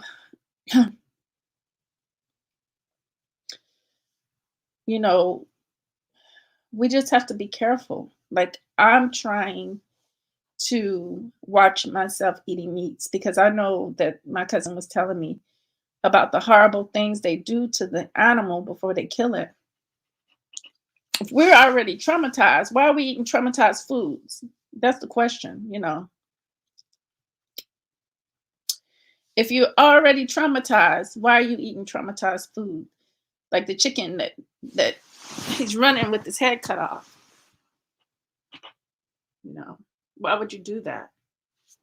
You know, why would that be encouraged? Because that's a way to get you on all fours. That's another way to get you on all fours. Now, D, I'm not saying there's anything wrong with animals on all fours. There's nothing wrong with animals on twos. I love all the animals, but I love them at a distance because they stink. You know, I thought I could go to the camel and it would be a friend of mine. I do not want no camel as no friend of mine. I do not want a camel as a pet. And thank goodness we're not in the days where we have to travel on a camel, because those things stink a high. But a lot people tell me the only reason why they stink is because the people who's taking care of them. And I agree with that. I agree with that because people stink too. They stink and they didn't take care of the animals like the animals should be taken care of. But you let the true Nubian people take care of the animals, it'd be a whole different thing. We clean it like a car, have that thing shining inside out, eating the correct foods and smelling like a new car.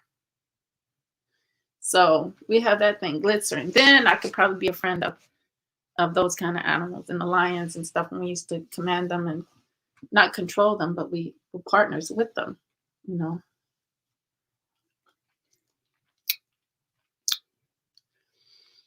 Well, hopefully, you know, my hope is in that one day we'll wake up and realize that we're allowing another subspecies to take us from our heaven and give us a false heaven and actually put us in the hell. And they tell us they want to put us in hell. They tell us that we're no better than they are every day. But it seems like most of us just keep going in it and don't pay attention to those things. Most of us just keep going in it and don't pay attention to those things. Like it's been normalized. And that's dangerous. When you can still do a doll's test, well, I don't know about now. Because my girls, I try to bestow in them their own beauty. But they look at me and they call me a white person. My daughters call me white. And we know as adults that's beyond the truth. But them as children, they can't. That's how they relate to things, I guess, in their minds. I guess that's how they think in their mind. But even my mom and them with their elders, they would always say, "Oh, that so and so looked like a white man. My uncle passed for a white man." You know. So that's where my looks come from. Those ancestors of mine, you know. So my girls, that's what the way they see things with me, you know.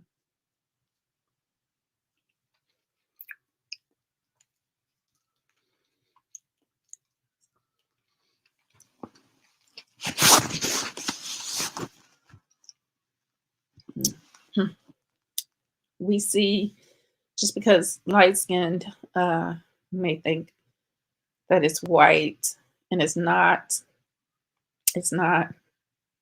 especially when you got two parents that are Nubian parents, you know. Sometimes it's generational, and it comes out in the later in life, an imitation of life, you know. And so basically, I'm an imitation of my great great grandmother and my grandmother, because I remember, I think, hold on, it's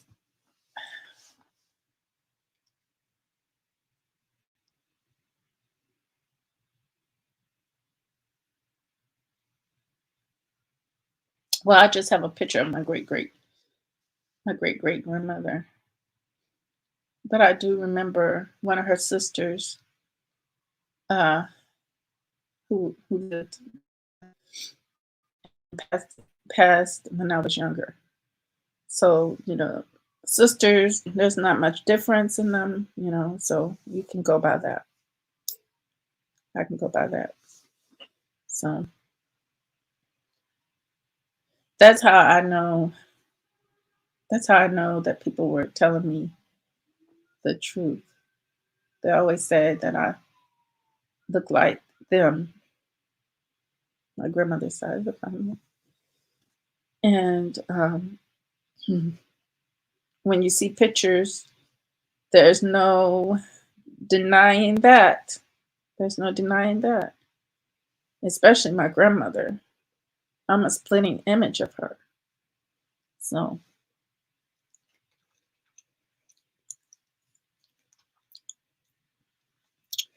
and my grandmother, she always did home remedies. She always did home remedies to make you feel better. She never would go to the doctor. But the moment she went to the doctor, she had no choice because a car accident was the moment that was her downfall.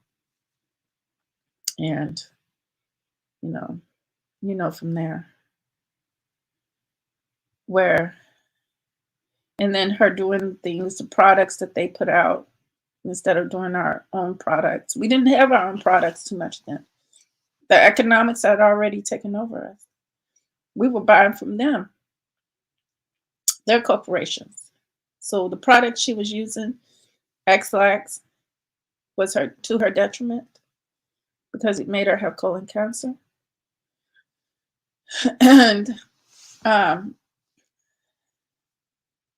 if we were using our own products, that would have been a different story. That would have been a different story if we formulated our own products for our own bodies. That would have been a whole different story. That would have been a step towards heaven. We were in heaven at one time, but mentally, but we still fight for that. But we still our people. Some of our people are still fighting for that. Some are still fighting for it. I can't say we, but some are lost. Some are in love with the system. Some are willing to die, and some are willing to take a kidney and not even really know what that really means for them. Some are really willing to go out here and rob a bank and not even know the strings behind their movements. Some are willing to kill children, and not even really have any true context of who they are, why they are, and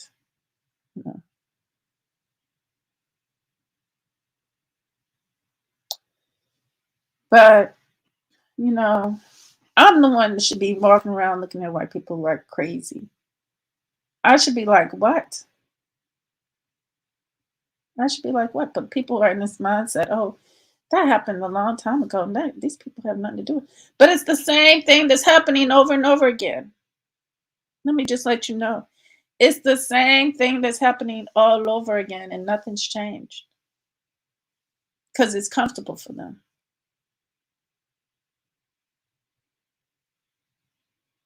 And you just think it's life.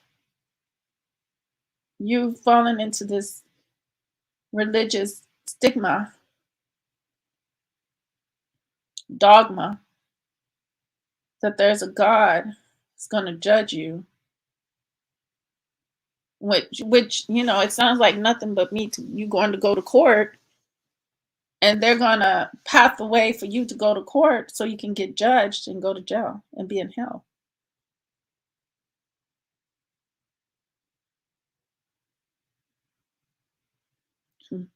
Do you know how easy it is for one of us to end up in jail? I can end up in jail tomorrow.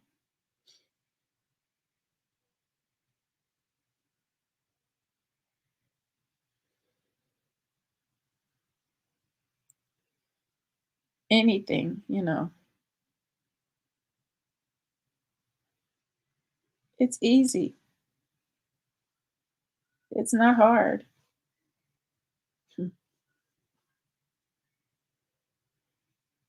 That's why we don't truly live a life. That's why, you can't tell people to forget about slavery. You are a puppet put in place to tell the people to forget about slavery, to lead them to their doom. You are the one that was chosen to lead people to their doom, because they may not have slavery on their minds. They may be going to work and not even thinking of it as a plantation. They may be at peace and don't see anything wrong with the world around them in particular, because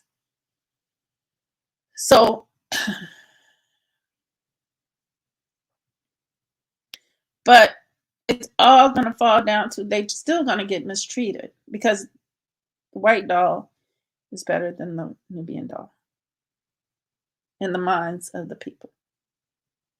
And they cannot erase that. That's a mentality.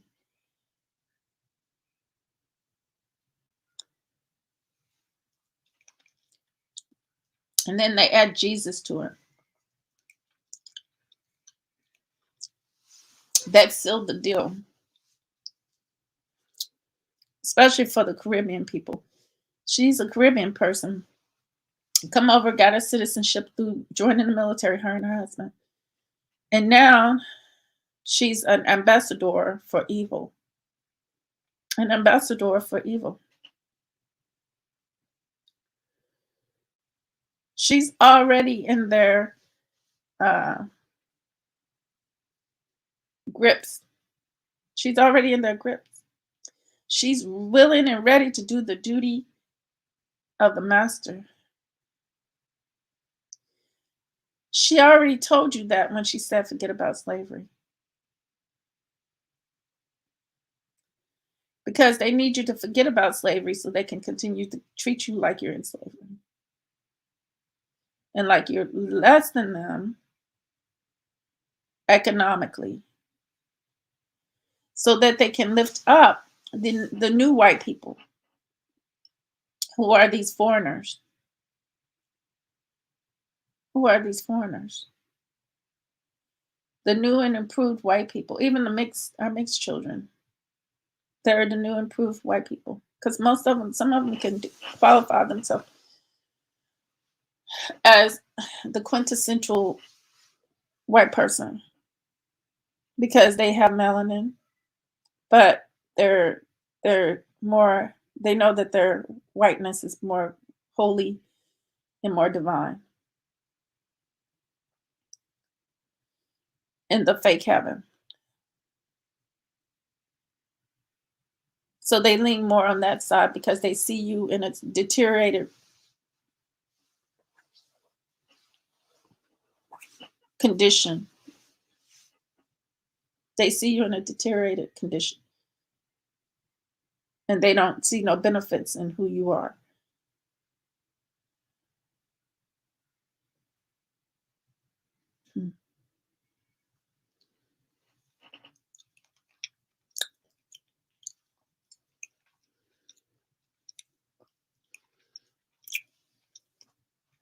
Well, I'm going to close up around 3 o'clock. I think I've been on long enough. Nobody showed up. But that's okay. Because I have open panel today.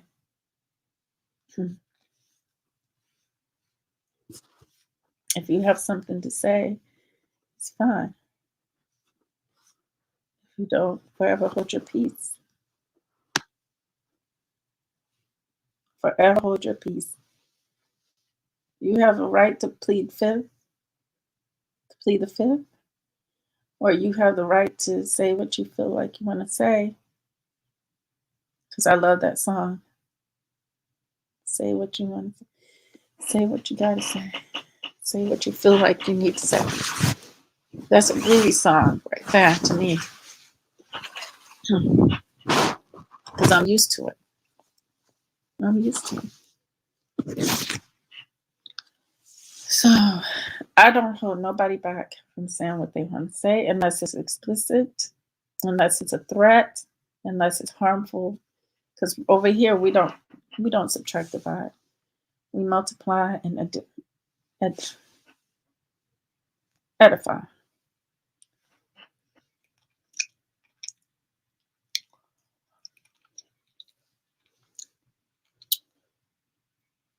Yeah. Oh, baby, I need to know. Oh. And then we prove them right. Well, some of us prove them right. Some prove them right about the Nubian race as a whole.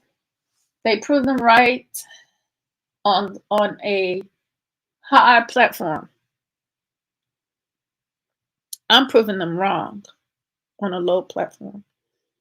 But the platform, the Hollywood platform, they got the mumble rappers and the booty shakers and the sexualized mixed girls.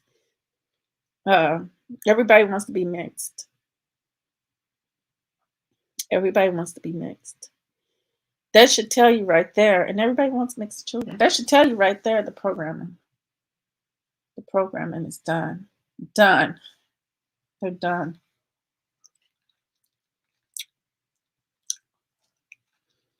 Keisha Cole,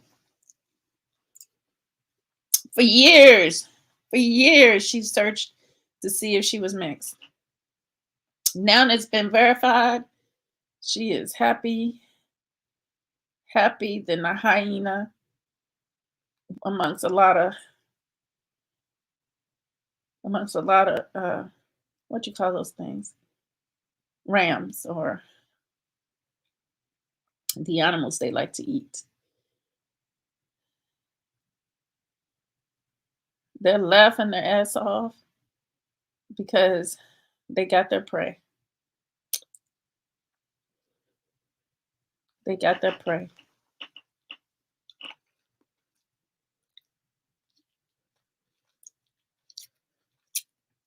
And it seems to be better to be mixed race than it is to be Nubian. That's what my eye. It seems to be better. Hollywood always made it better.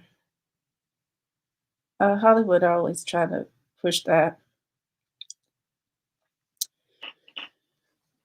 And, there's nothing. Me personally, I can't see myself with a mixed man. I love my brothers. Don't get me wrong. I love the mixed brothers. But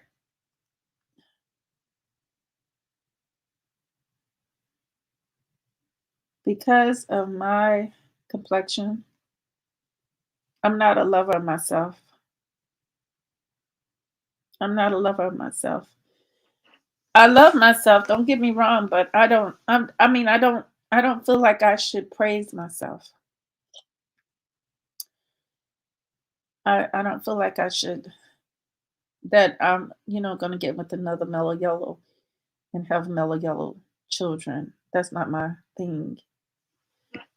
That was never my thing.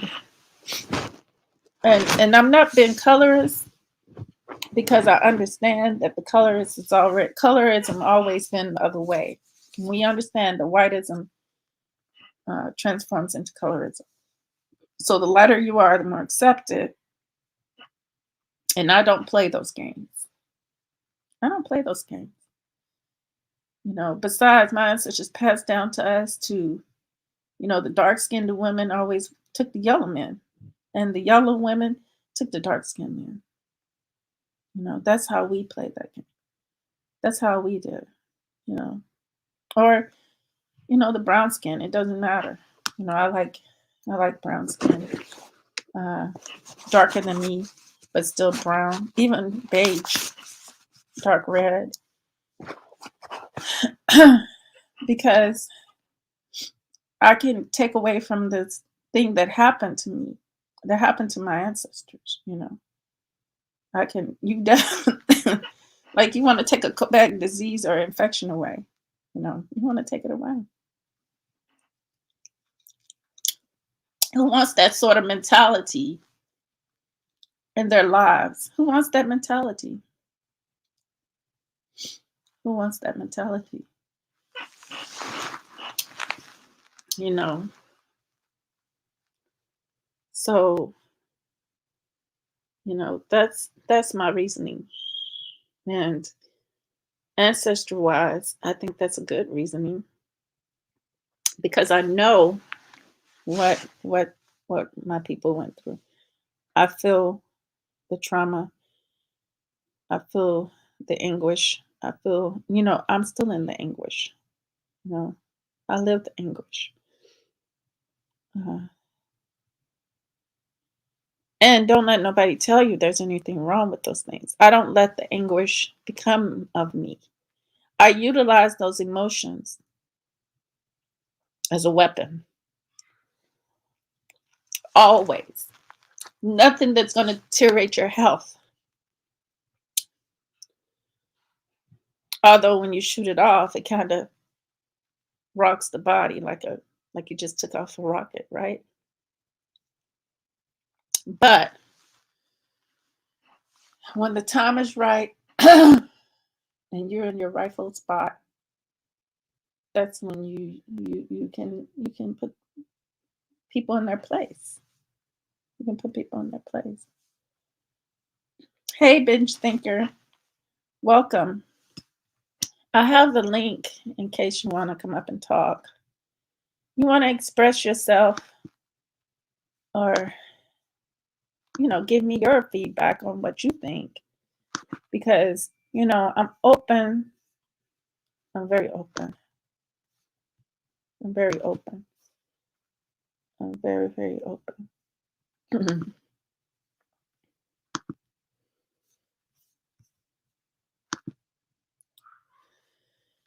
Because I want to know. I want to know what's in your mind.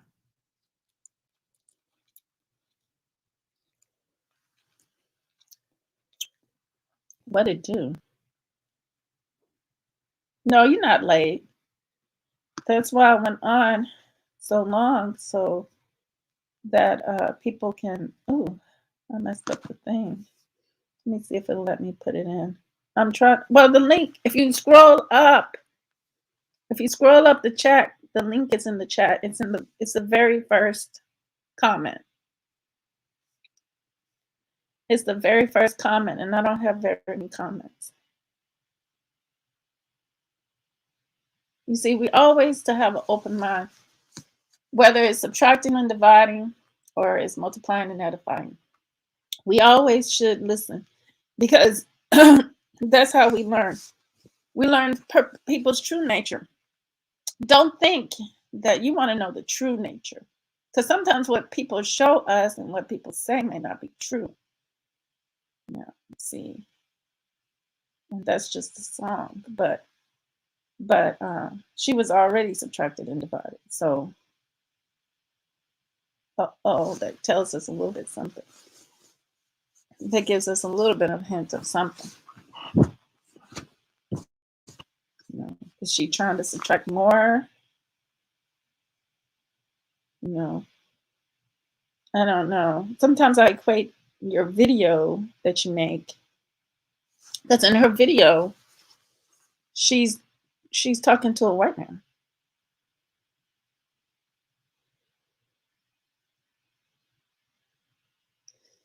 But that's her prerogative, I know. But People show you who they are. So you have to look at all the signs that they're telling you so that you can get the truth. Did you find it, Binge Thinker? Did you find it? And it's the very top comment. You got to scroll up if you can, if you're capable of doing it.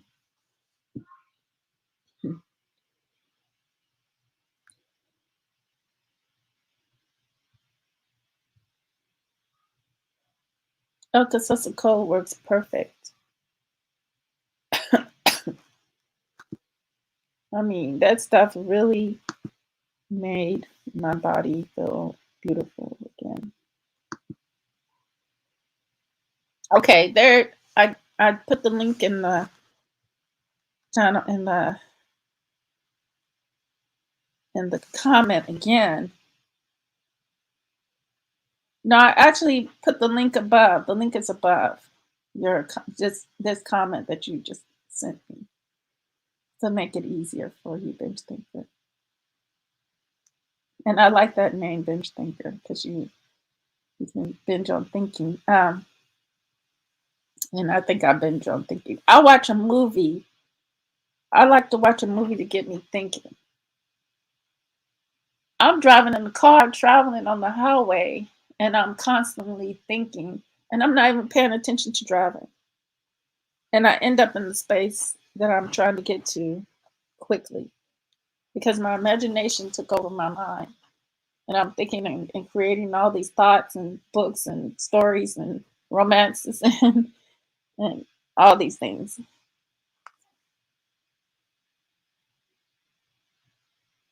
And I think that's fun. I think that's fun.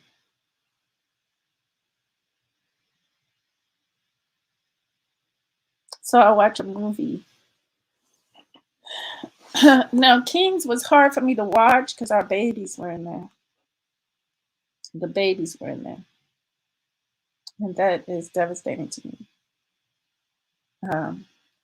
I can't hear no story about any child being kidnapped. I can't listen to my brother's YouTube channel. Sometimes I tune into it, but just like I was watching the King movie, it wasn't too bad. I think the worst part for me was the two children being killed. The girl, Tasha, in the store by the Asian, and then the young man, Juan. But he was a grown man, and I thought about that. I thought about, him trying to go out and join the forces with the people that were destroying the community, and how his brother loved him so much regardless, and he tried to stop him. He stopped him out of love. Sometimes things have to be like that because you're going to kill yourself if not. And it ultimately destroyed him. Couldn't live with that. But it was something that if he didn't do that, his brother would have went out there and was killed on the streets or killed somebody and ended up in jail. And he was considering that.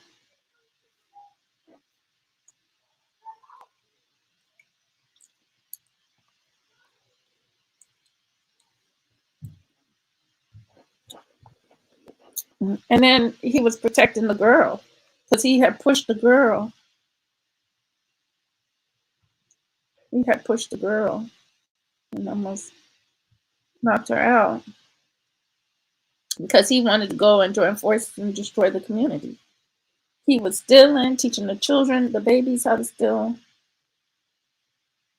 It was just horrible. But he was a child himself, and his upbringing just misguided him and misled him to a place where his death, well, it was ultimately his death.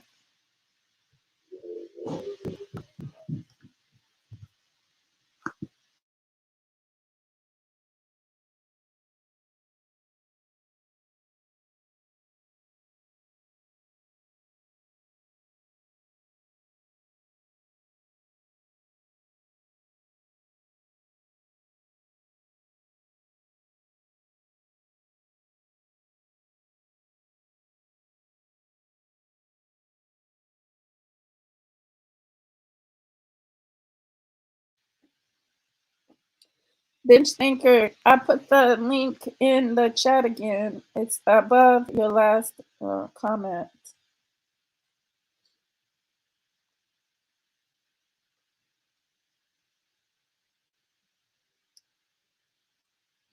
Is it not working?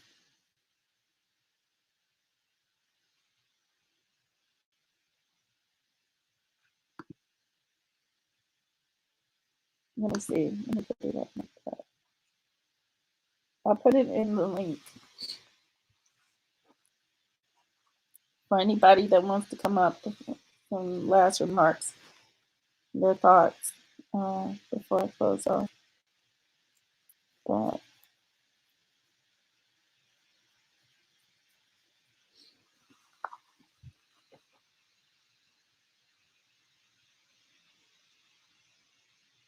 okay. Okay.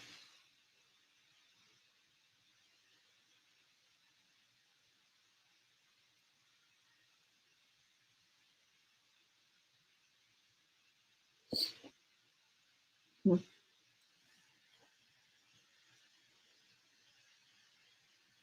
Now, when you see the StreamYard, you're going to have to close out your video if you don't want to be seen. Don't put an X on the camera and unmute yourself. Allow the microphone and then enter. And then I will see you pop up in my back room and then backstage, and then I'll let you up.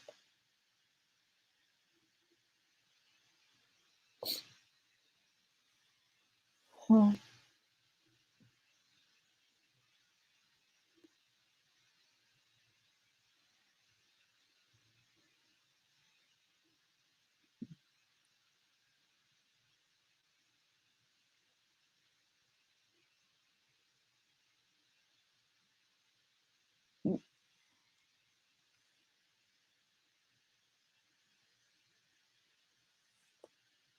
Yeah, I don't see you yet. I don't see you backstage yet.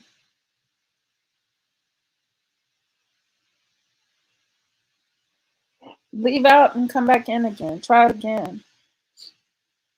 Mhm.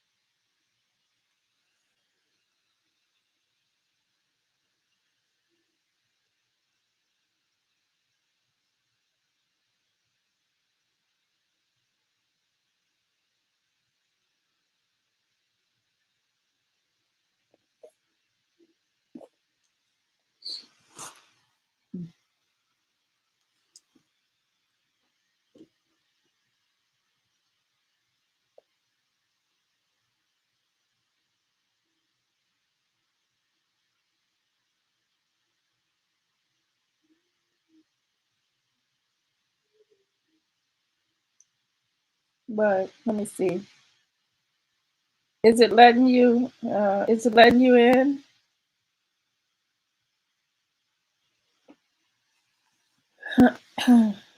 Is it letting you in?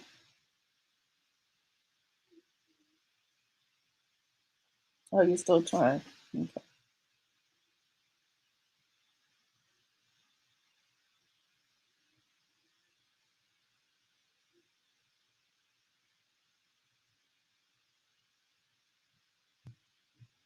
Mom, do you remember that violin? That violin? Oh, and you're The over. violin? Yeah.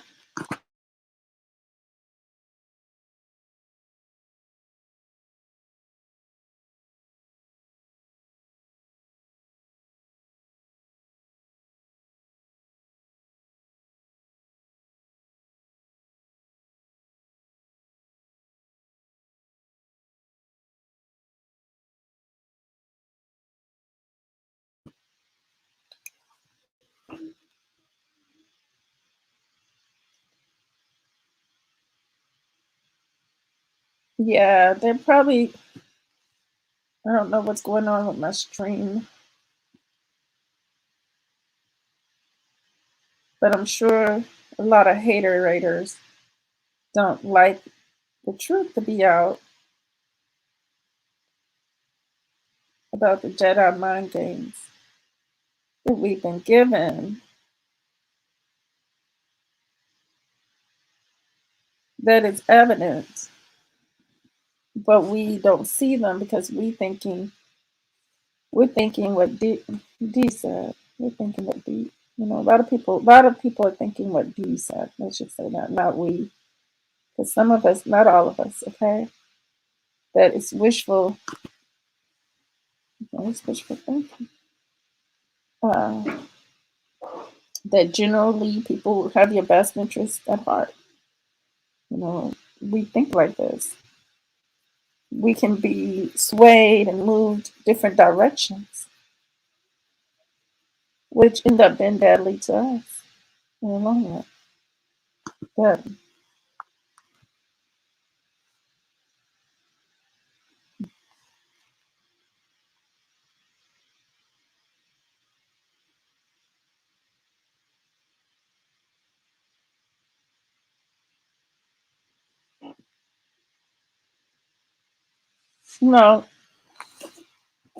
I would like to say to the Caucasian, how can we steal something that belongs to us?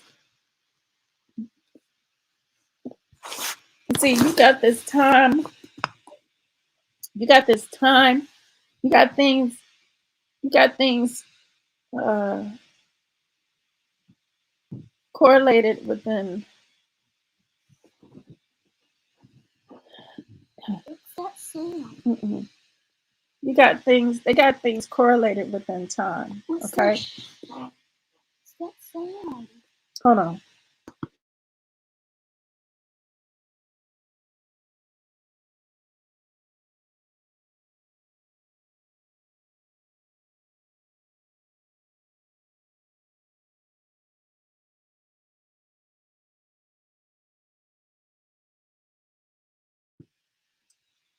They got things correlated with time, so events. So they can tell you that, oh, that was in the past, but there's no future, past, and present, because everything is still.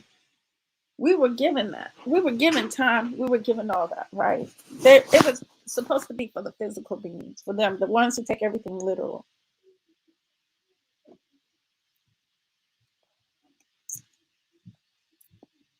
So the trap is to get us wrapped up in time, where we thinking that, and have you thinking that, oh, something happened a long time ago, but it didn't happen a long time ago. Let me tell you this. And it never stopped happening. And it still continues on. You just don't know what it looks like because you broke down your boundaries and broke down your you broke down, and now you trust those who only meant you harm. And still mean you harm. They don't mean no good. It's not in their nature to mean you good. The Bible tells you that. The Bible is not lying about things. If you can see, if only you can see.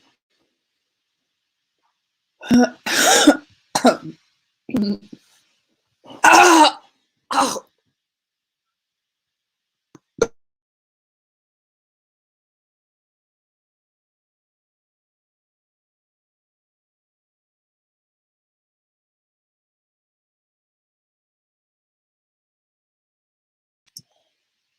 Y'all hear how that lemon is working? I've been sitting over here sucking on this lemon. And you know, when I belch, that means it's in my system. I hit the spot. When I start coughing, that means it's going to work. You have me spit up some stuff. But when you can actually see something work for you, that's a good thing. That's a good thing. But when you have to wait on something and see if it's going to harm the body or be good for your body, beware and run, run. Run from the hell they want to put you in. But sometimes I think that some of our people think because they have their blood in them that they can relate to them, that they are accepting of them. But that's far from the truth. That's far from the truth. And we know that. We know that. Well, some of us know that. I'm not going to say we know that, but some of us know that that's far from the truth. If you don't know, you're going to fall for the game every time.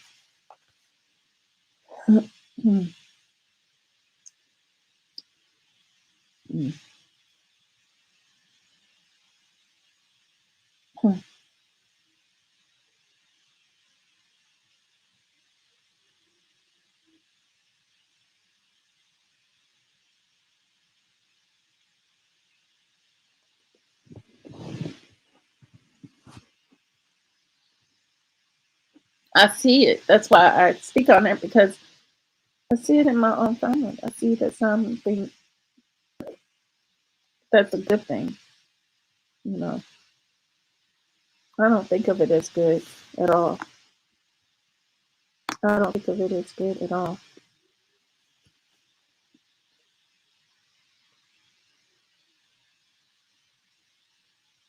But they don't have the correct understanding. That's the problem.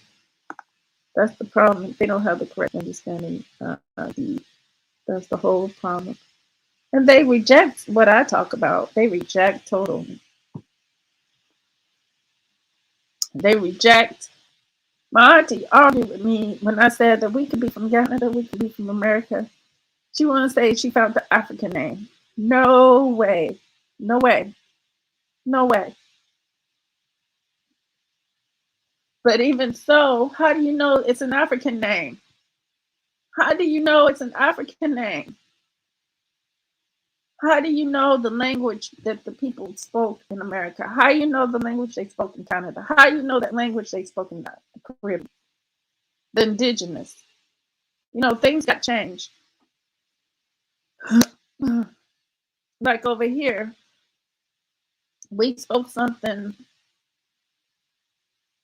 that was similar to this language because they took the language from, they call it angel people, but they were African people. And African people were all over the place. We were all over the place. So don't think that we came from the continent only. We're ancient people. We're bigger than that. We're bigger than the time constraints. We're bigger than all of that.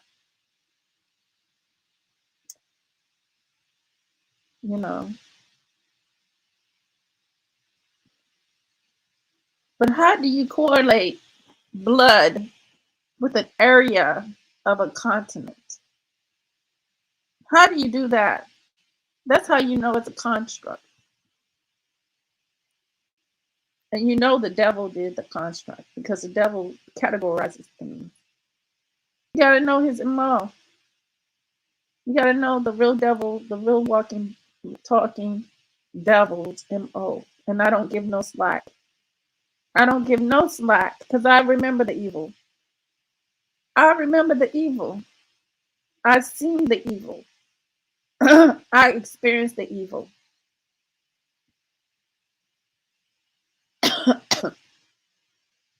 Exactly, D. Exactly, D.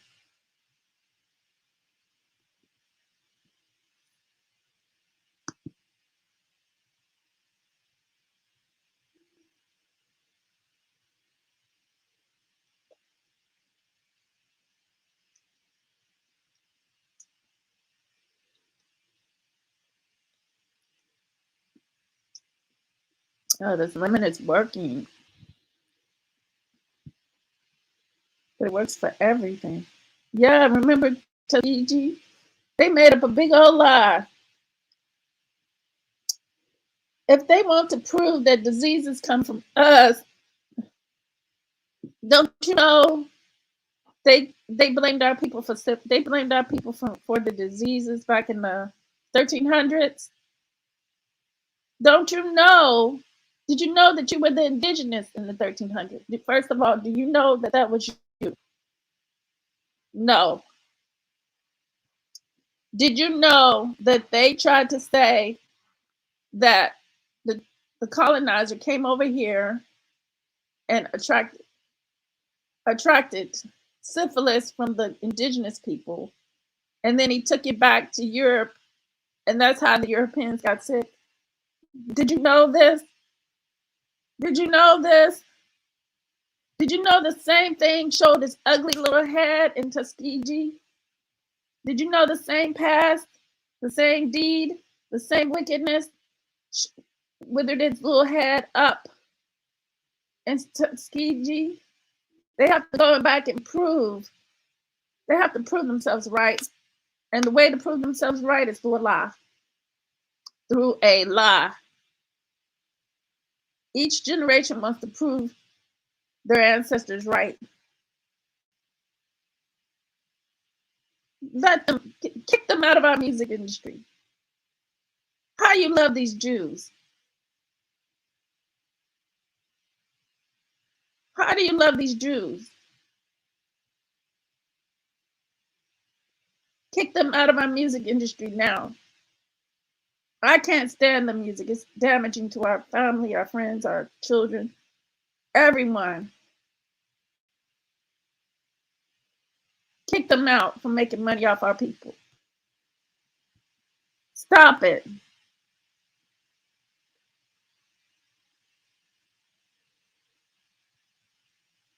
They must stop it now. They must stop it now. I can't take anymore. They must stop it now.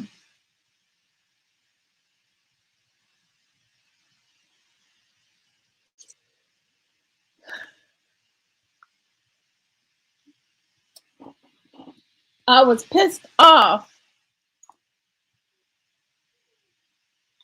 when a very talented brother, very, very talented brother, I think he was impatient, but his time would come.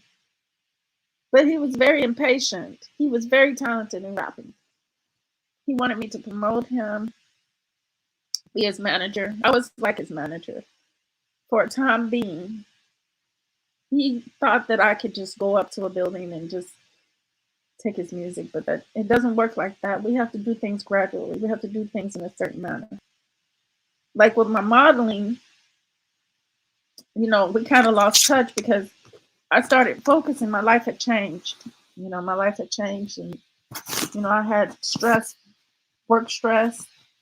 When I knew him, I was working and everything was good, but then, things went downhill kind of. So I had to get out of the environment. So I was focused on my environment more than I could focus on him. And I was focused on myself because I was in a dire situation. And to make a long story short, he founded a white man because all the rappers, he was trying to get the attention of Puff Daddy. For some reason, I would miss all the people. I would, and it's a good reason that I didn't run into these entertainers, because I'm not much on, I learned my lesson when I was down in North Carolina and I seen one of my favorite TV stars and I went over to talk to her. I learned that lesson, they're not really caring for all that. So, I didn't care for all that really. I was just focused on what I needed to do for my life. Like I said, I was living in the fantasy, thinking heaven was outside of me and that modeling will get me there. So he picked a white guy, and we were supposed to sign on with this white guy who's going to help us, help him. You know, he's really talented now. Nobody wants the talented brother. Nobody wants the brother that raps about good things, vibrations. The music is just hypnotizing. They don't want that. They want somebody, and they probably would have transformed him into that. But uh,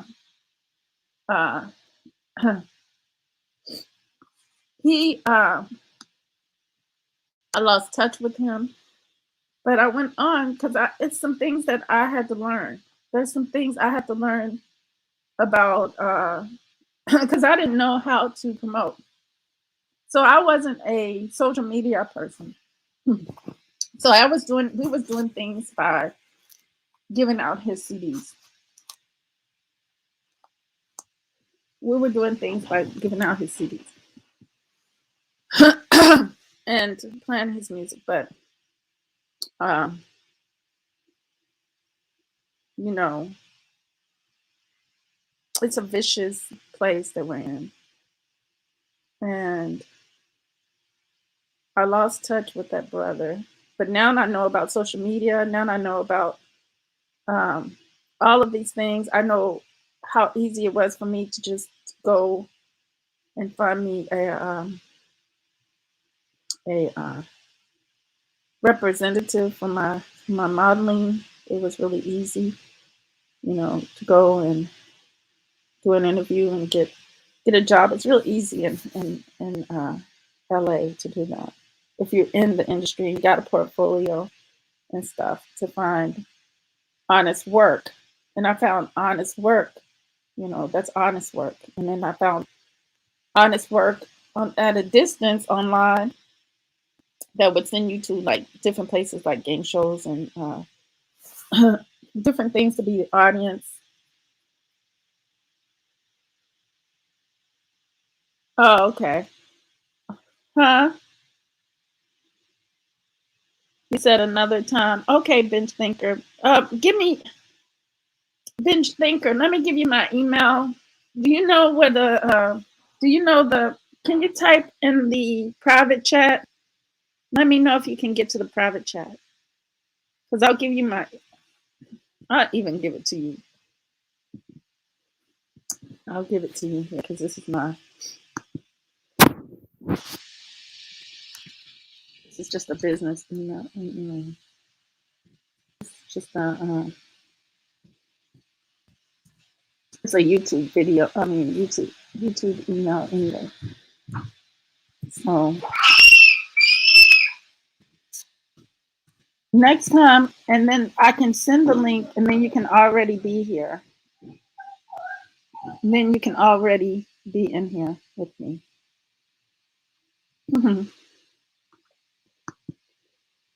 He said, "Cherry on top. That's not fast. Like I'm ice cream. Claiming you black like it's fact. That's a pipe dream. Exactly. Dream types of a Moorish male, miseducated, and they acknowledge still outdated. It's exactly.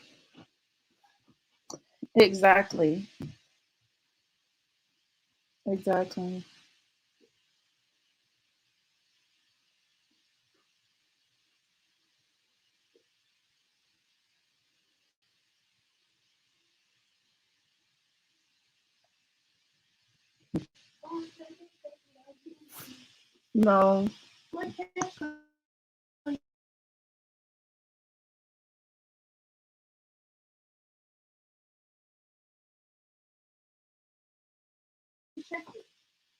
Gotcha. What are you saying, bitch thinker? What's gotcha? What's gotcha? Okay. Oh, you got my email. Okay. I forgot I put the email in there. Good. So send me an email, and next time you'll be in my email when I email the link out to people. You can be on. What I'm saying is that we need to come out of our victimized state. Well, not all of us, but basically, when you're in a victimized state, it's systematic. So it's a whole. It's as a whole. And you don't. A lot of people don't recognize that that's their color that's being used against them. They probably think it's their character. Oh, there's something wrong with me. I did. I thought it was my character. There's something wrong with me. So I got to evaluate myself and see what's going on here. See how I am. Change my way to be like these people want me to be. What is wrong with me? Come to find out, I learned I have to do certain things. So I did those things, still didn't work. Psychology didn't work. Because you need psychology. You need psychology. My psychologist, they told me, how to communicate, mindfulness, calm down. My mom taught me to calm down, not get overexcited. But I've seen how others that look like me got treated, and I didn't even like that. I didn't like that. I couldn't bear it. I couldn't stand it. So you think I want to be around that? It's just evil, pure evil. And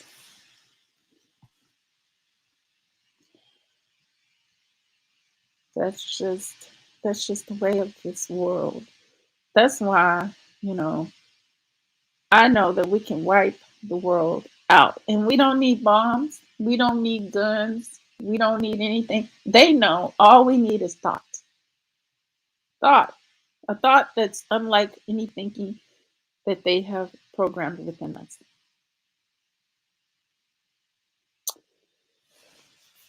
So the opposite of what they believe and think and live upon. That is dangerous. That is what is going to make them set off the nuclear bomb. That will make them set off all the countries that got nuclear. All the countries that got nuclear, they'd be like, all right, let's get it on. Because they're thinking the opposite, and their minds are not going the way we need it to go. The African is not Jesus anymore. He doesn't love the Jesus. He's not praising the white Jesus. He doesn't praise the white woman. He doesn't. He's not programmed. He's not a puppet. We can't get him. We put sanctions, but he still has provisions because he didn't know before that he would always be provided for. So he thought he was stuck like Chuck by someone, which is a lie. It's a lie. It's a lie.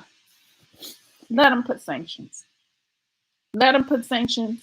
If you're in your right mind, if you're in your heaven, see how powerful their sanctions are against what you have.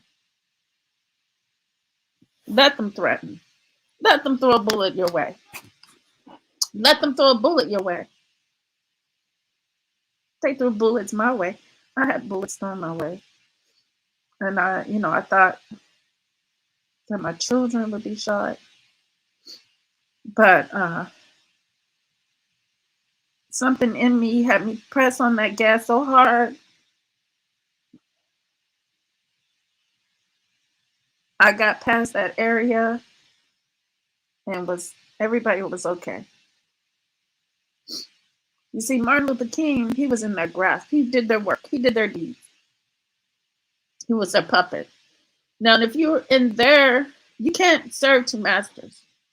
So he was a lover of God and Jesus. So do you think someone who's a lover of God and Jesus and the white man and get you integrated, do you think he's not going to get shot in the head? That was evidence right there for you. That was evidence right there for you. That was evidence for you.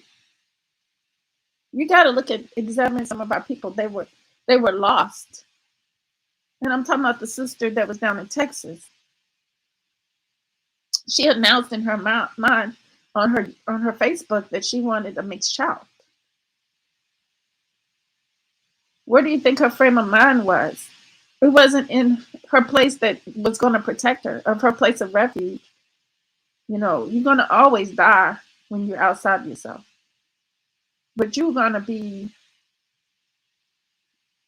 very you're going to be have tribulations. You're going to have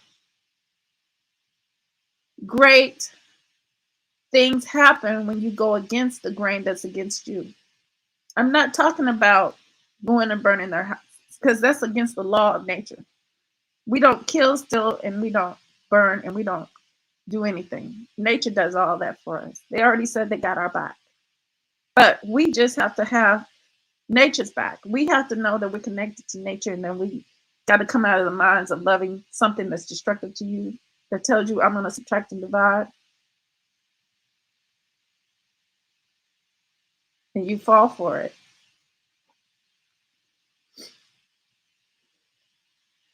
Something that says it's a colonizer, but you vouch for it not colonizing. You say, we already colonized, we already divide, we already categorized ourselves. Yeah, right. We don't even know our true language. Well, some of us don't.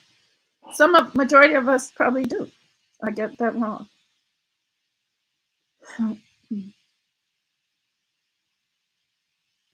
Yeah, binge thinker. I'm still learning too. We learn every day. We have to listen to what's inside. We have to listen to our hearts, our mind. They said that's one, you know. So we have to just be in tune to self, you know.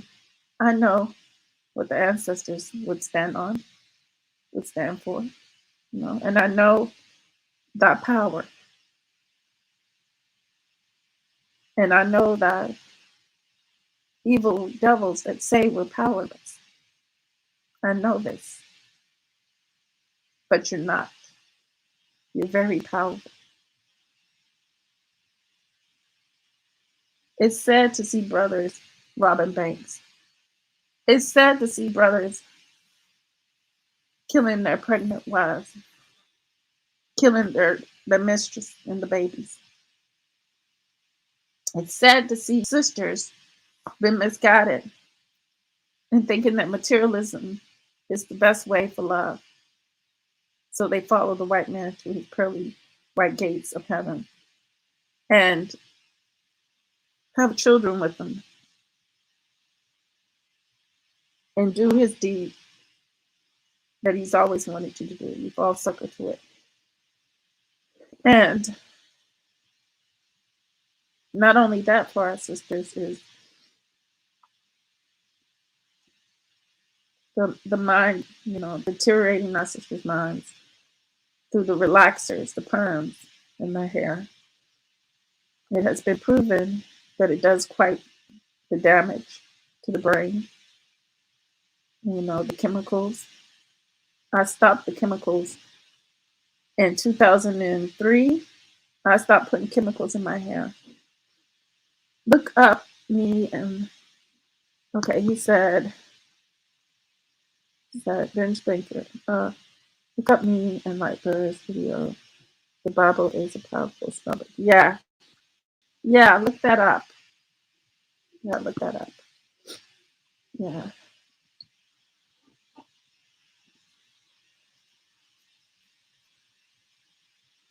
D, you don't want to come up real quick and give your last remarks before I close out?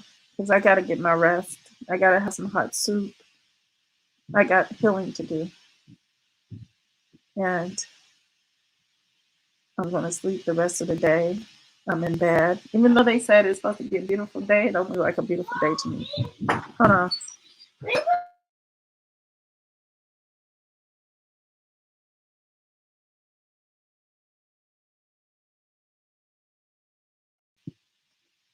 That's good.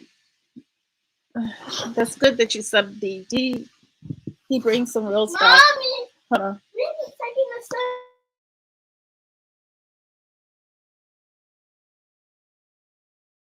sip. Excuse my children. She's my child. She's demanding attention. Oh, I gotta go, family. Hold on.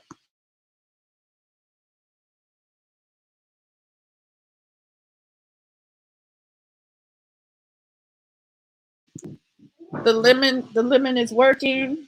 and I'm so excited. Uh, I need to go make my hot tea, herbal tea. Already, like I said, I took the Alka-Seltzer. It cleaned out the chills through my body because as I was drinking it, I had a big tall glass of Alka-Seltzer. I had chills through my body, but as I was drinking it, let me tell you what it was doing. It was going down my body and just taking taking away the chills. It was literally going down my body and taking that stuff away. Elixir. So, family, you cast spells too. We need people doing this work. We need people doing this work, putting in that work every day. Every day. It's our nature. It's our nature. That's why I have no choice but to stay out of their grips. If I'm in their grips, that weakens me. That weakens me. That weakens me. And subjugates me to all kinds of different things because I'm in their world.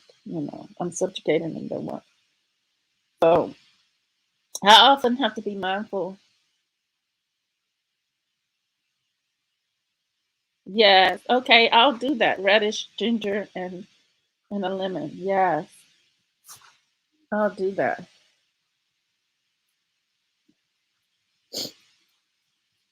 Thank you, Binge Thinker, for that. All right, family. With that said, true love, real peace, the higher self within the soul. Thank you guys for being here, Dee and Binge Thinker. And also those who are in the cloud. Remember, your health is your wealth. You have to fight for that in this society that we're in. Because the foods are not put out there for us to be living off of and thriving. So we have to pick and choose what's good for us. We have to pick and choose. I substitute beans for meat. I try to do that. And I think I'm gonna do beans tomorrow. So I gotta let them soak. I'll let them soak today, overnight. Because I'm sure I'm gonna feel better tomorrow to cook. So right now, it is what it is. Soup, and soup. So with that said, peace, family. Until next time. Why are you looking at me?